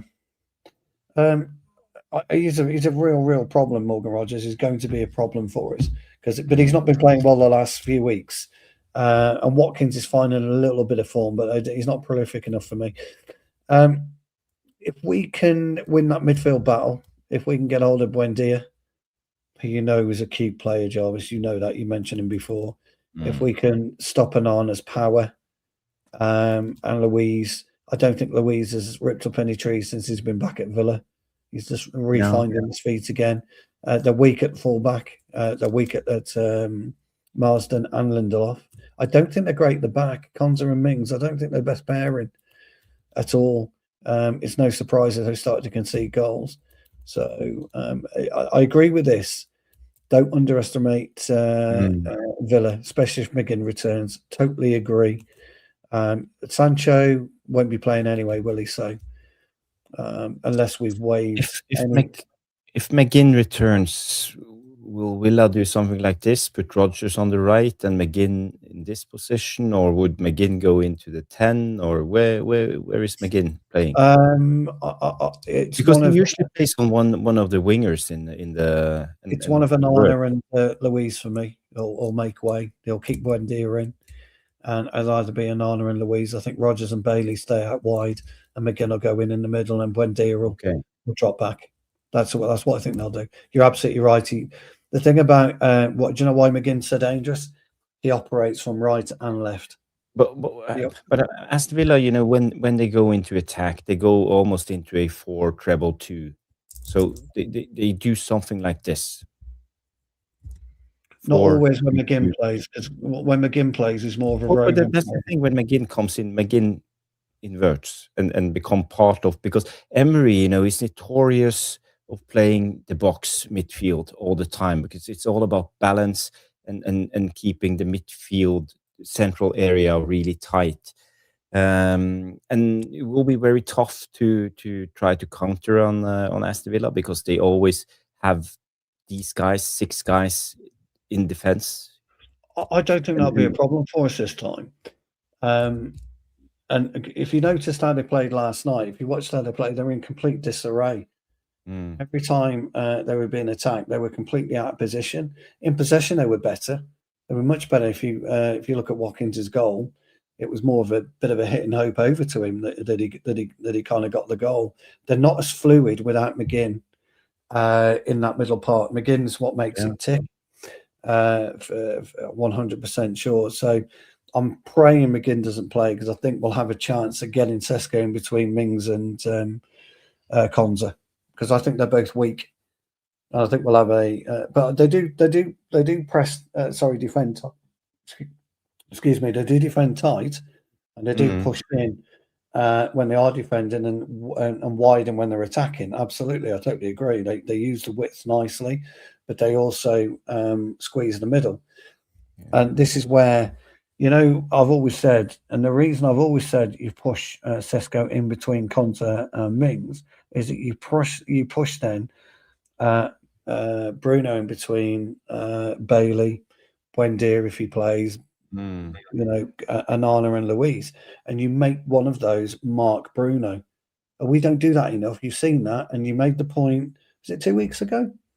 where you felt that, and it's true that both Mainu and Casemiro were together in a line rather than staggered. And that's the reason why. So Bruno's got to be in there, and he's got to make one of those four mark him, which gives a little bit, or should give a little bit of space for Mainu if he decides to exploit it, Jarvis. But he's not doing that.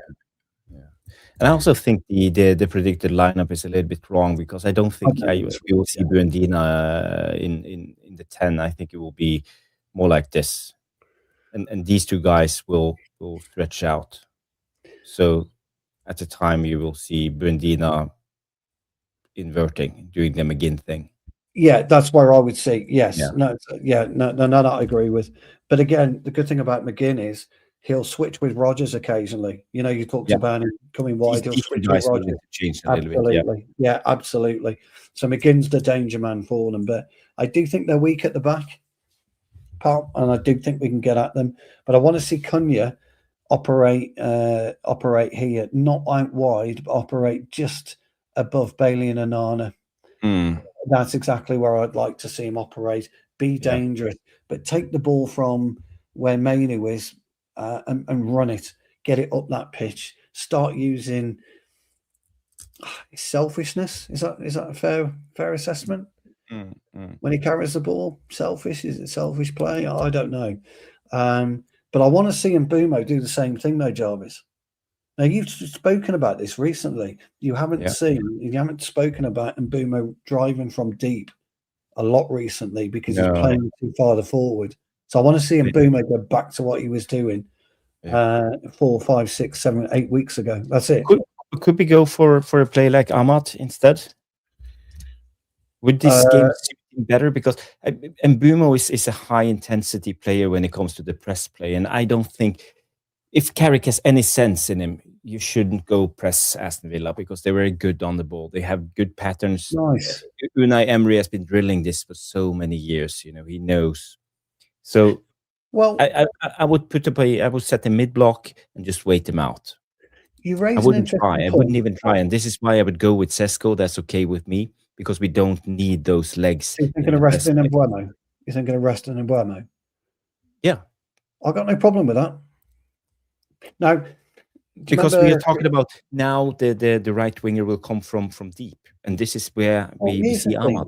Here's the thing, old friend. Do you remember 4 weeks ago, when I said it's time to drop Ahmad? Do you remember? Mm. Well, I got roasted in the comments, and he dropped him the following game, and he hasn't been in since, has he? Maybe you're right. Maybe you've just done the call. Maybe that's the call. Maybe now's the time to bring Ahmad back in and drop Mbeumo. Maybe that's the right call. Also when you think about it, you have this Madsen guy, you know, the Borussia Dortmund, Aston Villa type of player. I think he will suit. He will pair up really well against Ahmad defensively, and I think Ahmad will have control on Madsen. Yeah, so you're talking about stretching the play again, aren't you? You're talking about stretching the play, the same as I want Cunha to do it left. You're talking about stretching the play on the right from Mbeumo. Now, I'll agree with you. I think Mbeumo needs a rest, or something's not clicking with Mbeumo at the moment, but he's lost his potency. He's lost his drive. I know before, I know we got the goal or the pass into Sesko for Everton. Yeah, the Cunha, Mbeumo, but Ahmad could have easily done the same ball in the Cunha, that Mbeumo did that day. So I've got no problem with that, Jarvis, actually, mate. I've got no issue with that at all. But I wouldn't remove Cunha for Ahmad. It would have to be somebody else. Yeah. Now, my question is, guys, and I'm going to raise the question. Kobe Mainoo.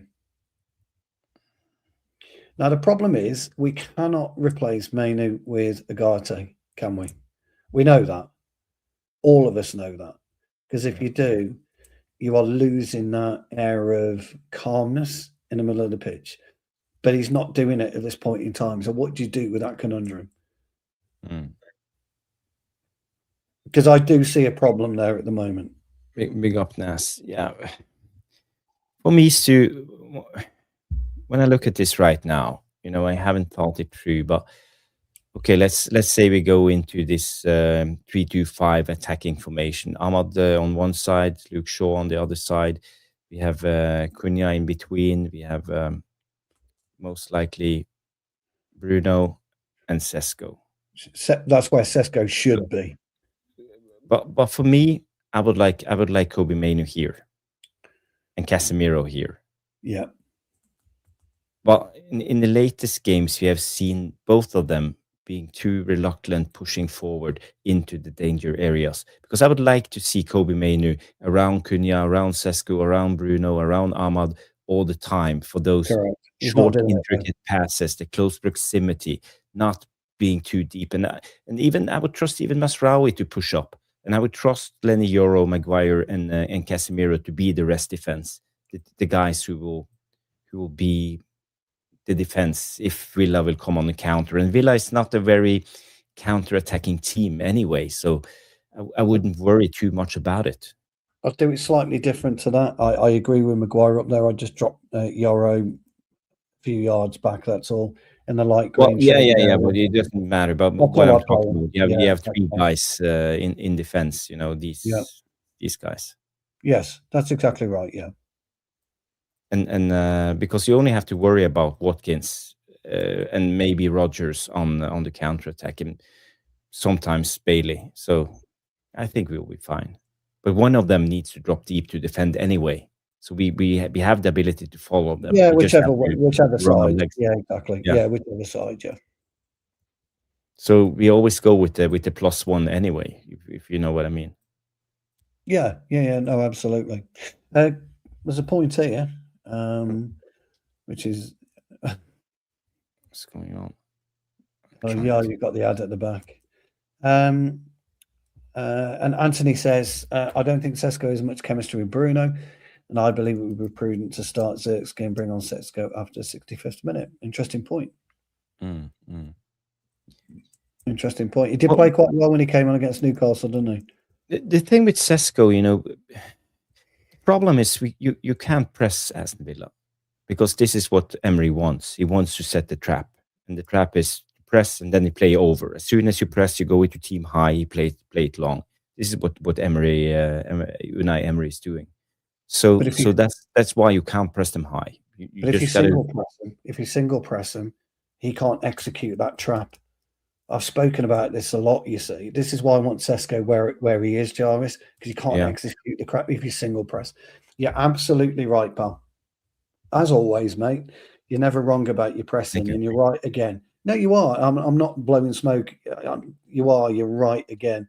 If you press with Cunha, Ahmad, and Sesko, Bruno he's going to bypass you. He really is. He's going to drop it into Bailey. He's going to drop it into Rodgers, and they're going to hit exactly there. He's going to drop it into that area there, and they're going to hit you hard, hit you quickly, and get in on goal.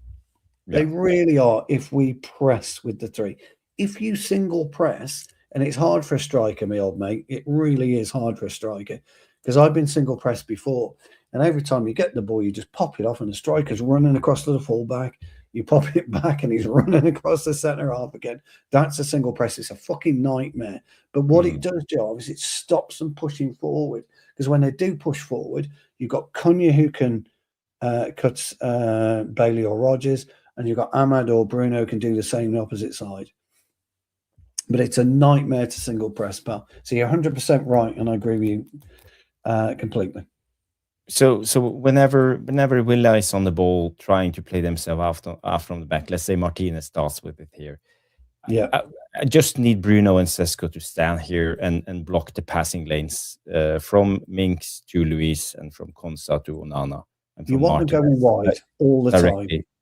Yeah, I just want these two guys to do this job. Yeah, just block the passing lanes. I would have Cunha ready to jump if needed. Exactly right. Let's say if Liverpool gets the ball out here, okay, obviously Cunha have to start pushing. But then you've got Shaw should be pushed up on Bailey. You've got Ahmad pushing up on Maatsen, and then you should have, as you quite rightly say, Rodgers pushed up on. Mazzari pushed up on. Yeah, for me, but it's a starting position of Ahmad and Cunha. that's important in this press. They need to be lower down. They can't be high up. They can't be here in the press play. No, you don't want them high. You don't want them close. You don't want them close to Rodgers. You want them slightly in between, just slightly off Louise and slightly off Anana for that point you've just made, so they can get across to Lindelof or they can get across to Madsen. And they're not doing that, by the way. Let's be clear. We're not doing that there at all. But the thing is, let's say if the ball goes out to the fullback, yeah, I don't want Bruno to do the pressing. He shouldn't be. I need him here. Yeah, I would rather push Ahmad up and move over, or move up. I'd work a zonal press there anyway, pal. I wouldn't do a tight press on that. I'd work a zonal press. So you want to encourage Madsen to come towards you. You want to encourage him to come towards you, and that then allows Casemiro, as you quite say, or Mazzari to push in on Rodgers, and Ahmad to move closer to Madsen. And what you're doing is making them play the ball, aren't you? You're talking about those passing lanes from Martinez to Mings to whoever, and you're cutting out, you're doing the same there. That's where you're suffocating them. We talk about it all the time, don't we? Suffocation, midfield, and that's what you're doing. Great point, mate. Great point. Yeah. And also, let's say if Madsen has the ball and he progressed the ball,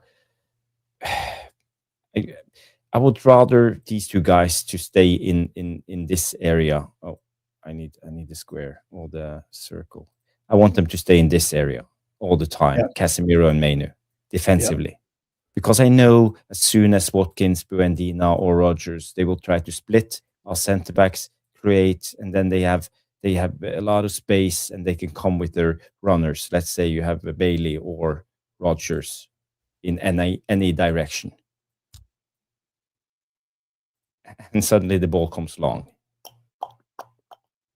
And I don't want the centre back stressed out. I want these guys to be here. Yeah. I don't want them out, because as soon as Bruno comes, you empty the midfield. That is the problem. So if you push that back, all I would do with Yoro and Maguire, and I agree with you don't want them stretched. You want them closer together. So I put them on the tip of the dark area, the dark shaded area together. It's exactly a bit. That's it. That's what I would have them. Yeah, perfect. Because obviously they will always try to exploit the half spaces. These. Yeah, they want to get in behind. Yeah, they want to get in behind, either in between Yoro and Mazzari, or behind Mazzari into shaded space in and around the 18-yard box on the corner. No, I totally agree with you, mate. Yeah, 100%. To be honest, I think we will win this game. I think we are a better team than Villa at the moment. It shouldn't be too difficult for Carrick to figure this out and how to stop Unai Emery. And at the moment, I think we are a team in form, even though we lost the last game. I agree. I would start Ahmad. I would start Sesko. I've got no problem with Ahmad, pal. I'm going to back you up on that one, mate, all day long. I mean, I was, how vocal I was about dropping him. So I'll back you up. I've got no problem dropping him Buemo at the moment to replace him. But I would start, though, Dalot over Mazzari for me. That's the only thing I would do. Mikey Red also said they will try to find McGinn if he starts, and Buendía, and Rodgers over the top, Bailey over the top. So, that's the thing. You can't press them. What's your score then, bud? What are you going for? I predict Man United to win it, but it will be a close game. So 2-1 United, and Sesko will score one, and let's say I think Casemiro will have one goal. Yeah, I think we're going to win 2-0. I'm going to go with Cunha and Sesko. Nice. I think it'd be a very good game of football, actually. And I think it'll be a close game. I think Villa will run us close, but I think they'll be a bit wasteful. And I just think, I think Watkins is decent, but he's not come up against Lamens yet. It's a different kettle of fish, Lamens, different kettle of fish. and we would have learned hopefully by the space that we gave Rodgers last time out. Ahmad, yes, Ahmad. I think Ahmad needs to start. Yeah, I think so. I've got no problem with that. Okay, but this is our prediction. So, just to turn it around, how do you think Carrick will start his team?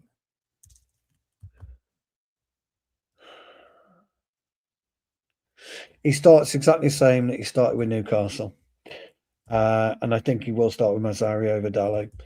And unfortunately, that means that Ahmad won't start and Mbeumo does. You got a lot of people who've agreed with you about the passing lanes as well, which is true. Yeah, just how I see it. But you've never seen, just something new. Never seen Carrick up against Unai Emery. We saw Unai Emery up against Ruben Amorim, and yeah. Amorim didn't learn even throughout the game, did he? And my problem is with Carrick, he didn't learn throughout the game at Newcastle, did he? His in-game management wasn't great. He didn't understand what was unfolding. Yeah, he didn't understand what's unfolding. Yeah. And he can't afford to do that again. They've got to get it right. So I think he'll start with the Newcastle team, Jarvis, at home. And I think he'll be banking on a fast start. Yeah. Looking forward to it, pal, if I'm being honest. Yeah, me too. It will be good to have a game. Is it B43 say I think it will be a draw? And I think we can even live with the draw. I think we can live with the draw. It wouldn't be a disaster, a draw, but we can't lose this game because we are both on 51 points. We have better goal difference. Both on 51, yeah. Better goal difference than Villa. Actually, for me, it's a must-win game. We have Jenny in the house coming in. Jenny the Red saying, "Evening, fellas." Hey, hello, Jenny. Channel. Big up, Jenny. Big up. Thank you. Nas comes in with a 3-1 prediction to Man United. Big up, Nas. Got no problem with that either, Nas. Yeah. Interesting weekend, my old mates. So we got West Ham City at West Ham. That won't be an easy game for City, but there's Chelsea Newcastle, and that could give us a bit of breathing space, couldn't it? Arsenal Everton. So on Sunday when we play. So we play at 2:00 alongside Palace and Leeds, ourselves and Forest and Fulham, and then you got Liverpool, Tottenham, which means Brentford play Wolves on Monday. So I mean Liverpool are the form team. Would you agree with that at the moment? Liverpool are doing well. Chelsea's up against Newcastle. Both had Champions League games, and Liverpool. Chelsea coming off a hiding, aren't they? Yeah. Chelsea coming off a hiding. Newcastle drew with Barcelona. City coming off a hiding, and Liverpool are coming off a loss as well. So I think it's going to be an interesting weekend. A draw wouldn't be disastrous for us, but I think we win. I think we win tonight. Hi, Tyrone. Good to see you, buddy. Never knew you was on tonight. Oh, sorry, no, I think there's been something wrong with YouTube. They're not pushing out anything. It's just not this channel. It's all the channels. Something is wrong. Jenny comes in, and where is it? Yeah, this one, Stu. I've been watching you, Stu, from the All for United days. Wow. Bloody hell, I'll tell you what, Jenny, that's crikey, that's a long time ago. That is a long time. Well, thanks for finding us. I hope you like this channel. We're a bit more tactical on here, Jenny, but I hope you like it because, it's well, thank you for that because, it's been a while, that, Jenny, I tell you. It's been a long, long time. I don't think they've been active for about 12 months, have they, Jarvis? No? Yeah, she's worried about the Villa game. Mikey comes in and say, "Great to be optimistic about the next game against." Absolutely, Mikey. Yeah, absolutely. But I think Liverpool will win against Spurs. Chelsea, they might. I think at the moment now, Newcastle only have the one each to fight for. One each. So I think maybe Newcastle will save some place because they are going to the Santiago Bernabeu and No, they're going to the new camp. New camp. Yeah, One apiece. I'm going for that one, Jarvis. I think we'll pull some daylight between us and Chelsea a bit more. But it's Liverpool. I think we need to keep our eye on now, gents and ladies. I think it's Mark a big up Tactical Devils. Sorry, I'm late. We are going to win 3-1, and Højlund was never and will never be a MUFC quality. Sorry, lads. Yeah, preaching to the choir. You are. When it comes to Højlund, never been a big fan.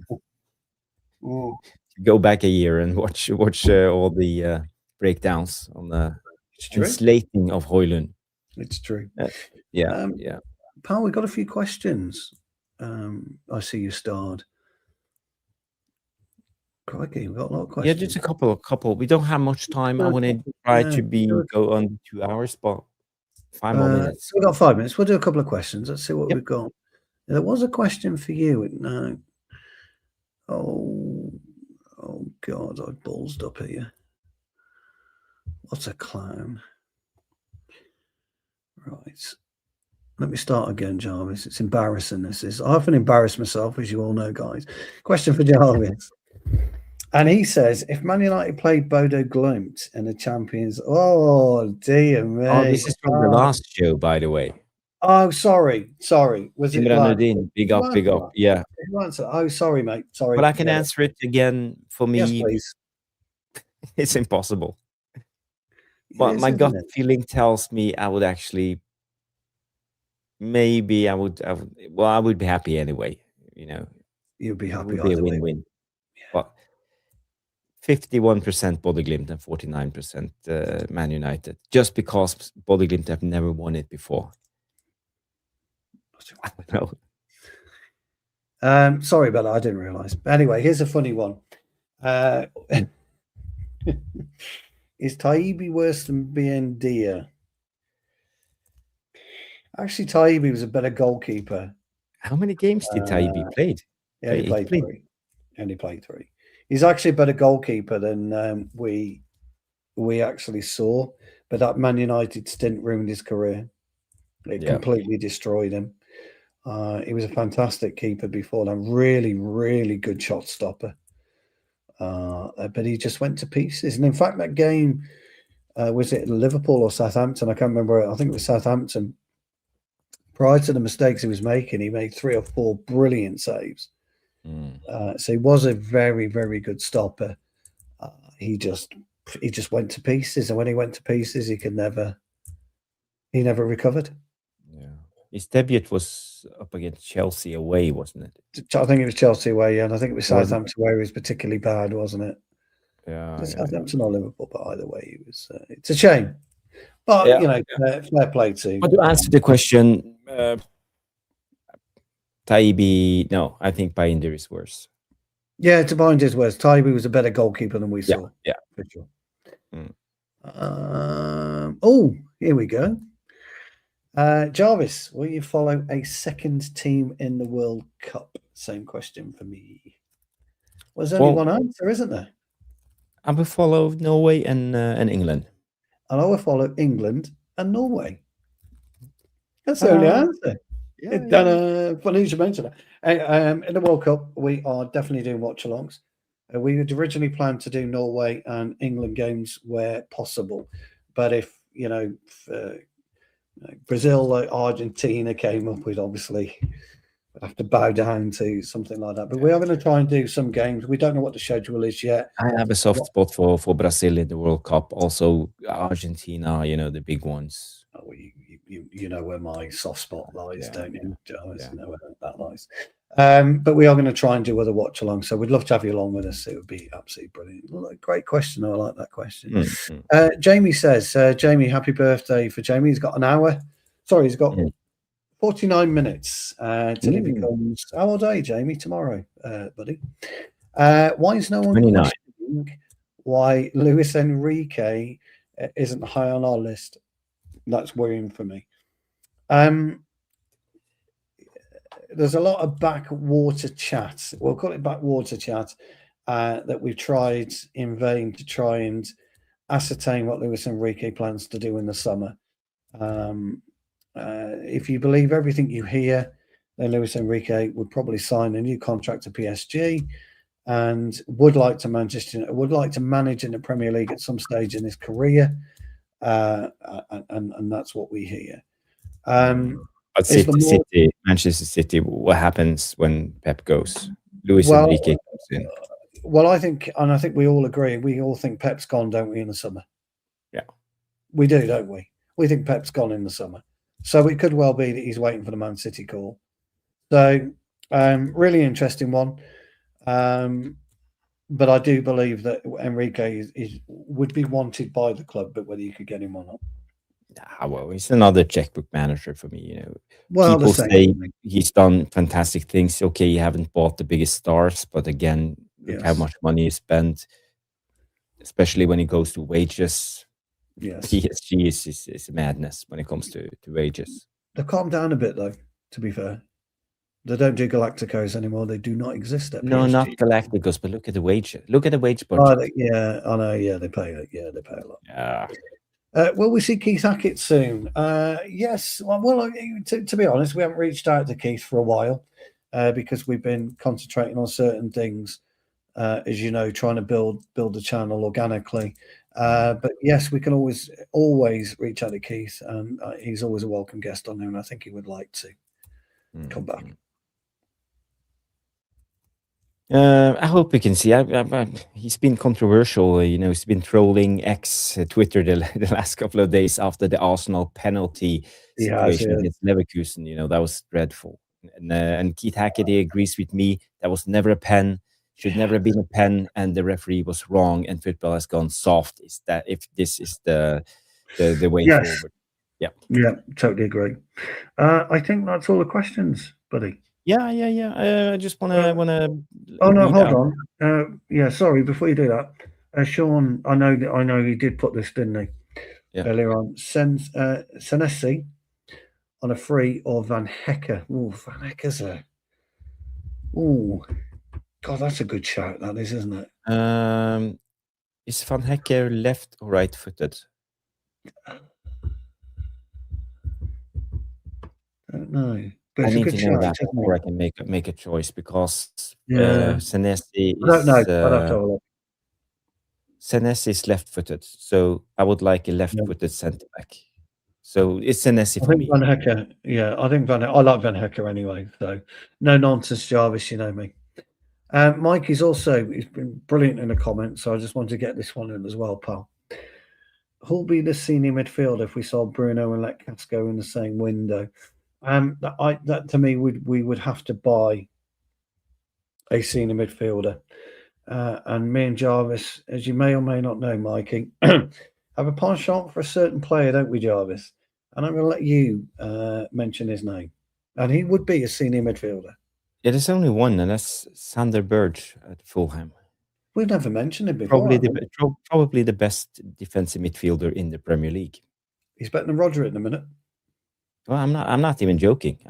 He is better than Roger at the minute. Serious when I'm saying this. Sander Berge is a fantastic player, underrated. Yeah, and Rodri is, we know, brilliant. It still bothers me. It still bothers me, Stu, that we signed Ugarte instead of Sander Berge. We let him go to Fulham for. Well, we could have had him for 4 million at Sheffield Wednesday. We weren't interested. You can't go to Sheffield Wednesday and buy a player. This is Manchester United. You can't do it. Yes, you can.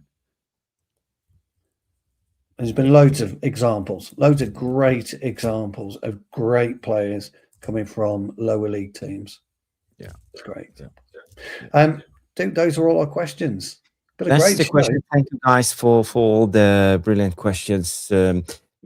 Talking on the teams you're going to follow. For Bilal, it's England and Uzbekistan. I'm not even sure if they are qualified, but and also Brazil and Italy. I look out for in the main. Yeah, nice, lovely team to look out for, but not the strongest generation right now. I don't think they will do well this World Cup. But you never know when it comes to Italy. They always. Jamie Wayne's 36.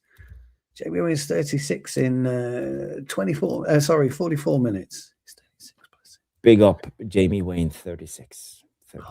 That's nothing. Tiddler. 36. It's 12 years since I was 36. Wow. He looks after himself. Yeah. Doesn't drink, smoke, nor do drugs. Absolutely. Mm. Yeah, I don't look fantastic, Jamie, but I don't do drugs. I do drink. I don't smoke. Jarvis doesn't I smoke. don't smoke. I don't You don't smoke. I smoke? don't do No. drugs. No. I drink occasionally. Occasionally, yeah. Yeah. But I eat healthy and try to stay active. I stay active, but I don't really eat that healthy. I should do. But I'm 56. Fuck it. You know, Yeah. it's going to kill me. It would have killed me by now, wouldn't it, pal? Happy birthday, Jamie, and I mean it all sincerely from me and the Woolley family to you, my friend. You and everybody on here have been absolutely chocolate's Jenny's problem. Well, that's my problem too, Jenny. Trust me. You and everybody who supports me and Jarvis is something that me and Jarvis scratch our heads to every night. We come on in. We always come off absolutely buzzing from doing a show and talking to you guys. It's absolutely great for us. So, Jamie, from everyone, from my family, a very happy birthday, my old mate. Happy birthday, Jamie Wayne. Thank you for being a supporter of the Tactical Devils. Yeah, I think it's time to wrap it up. Big up to Bilal, Jamie, Jenny, Rob, Always United, all the mods for doing a brilliant job again. Anthony came in with a couple of comments. Mikey Red 1913, big up Mikey, and all of the rest of you legends. Tyrone came in late, big up Tyrone, and I want to give a special shout out to Grace for donating 2 fantastic super chats. I want to give a special shout out to Rashmano for gifting 20 Tactical Devils memberships. I want to thank I Am Titanium for 2 super chats. Thank you so much. Yeah. And Rob, Always United, for that lovely donation. So thank you everybody for supporting the channel, and the rest of you, Sean and Danny B, and all of you legends. Thank you everybody for tuning in. It's been a great show. I hope that everybody will have the rest of the weekend. We will see you on Sunday night, probably. Well, we need to decide, because it's Tottenham about 8 or 7 o'clock, maybe 7:30, depending on what you're doing with the kids. Yeah. So the game is 2 o'clock. 2 o'clock, and then we've got Tottenham. Yeah. So we I would say 6 p.m. at the earliest, maybe 7 p.m. Perhaps 7 p.m. Yeah, call it. Yeah, maybe 8 p.m. Just press that bell notification, and you will know. You will get a notification when we go live. And thank you, everybody. People, smash the like if you haven't subscribed. If this was your first time on the Tactical Devils, and afterwards, I want you to go into the non-live section and leave a comment. Give me your score prediction from for the Aston Villa Man United game, and also do us a favor and hype the show. It's now it's the main thing when it comes to YouTube. We need hypes. We need hype. Yeah, you've got to hype. I don't know what it is, but please do hype the show. And thank you so much, Jenny, and good night to you and the rest of you. Take care, guys. All the best. Thank you. Bye-bye. Bye-bye. Bye-bye.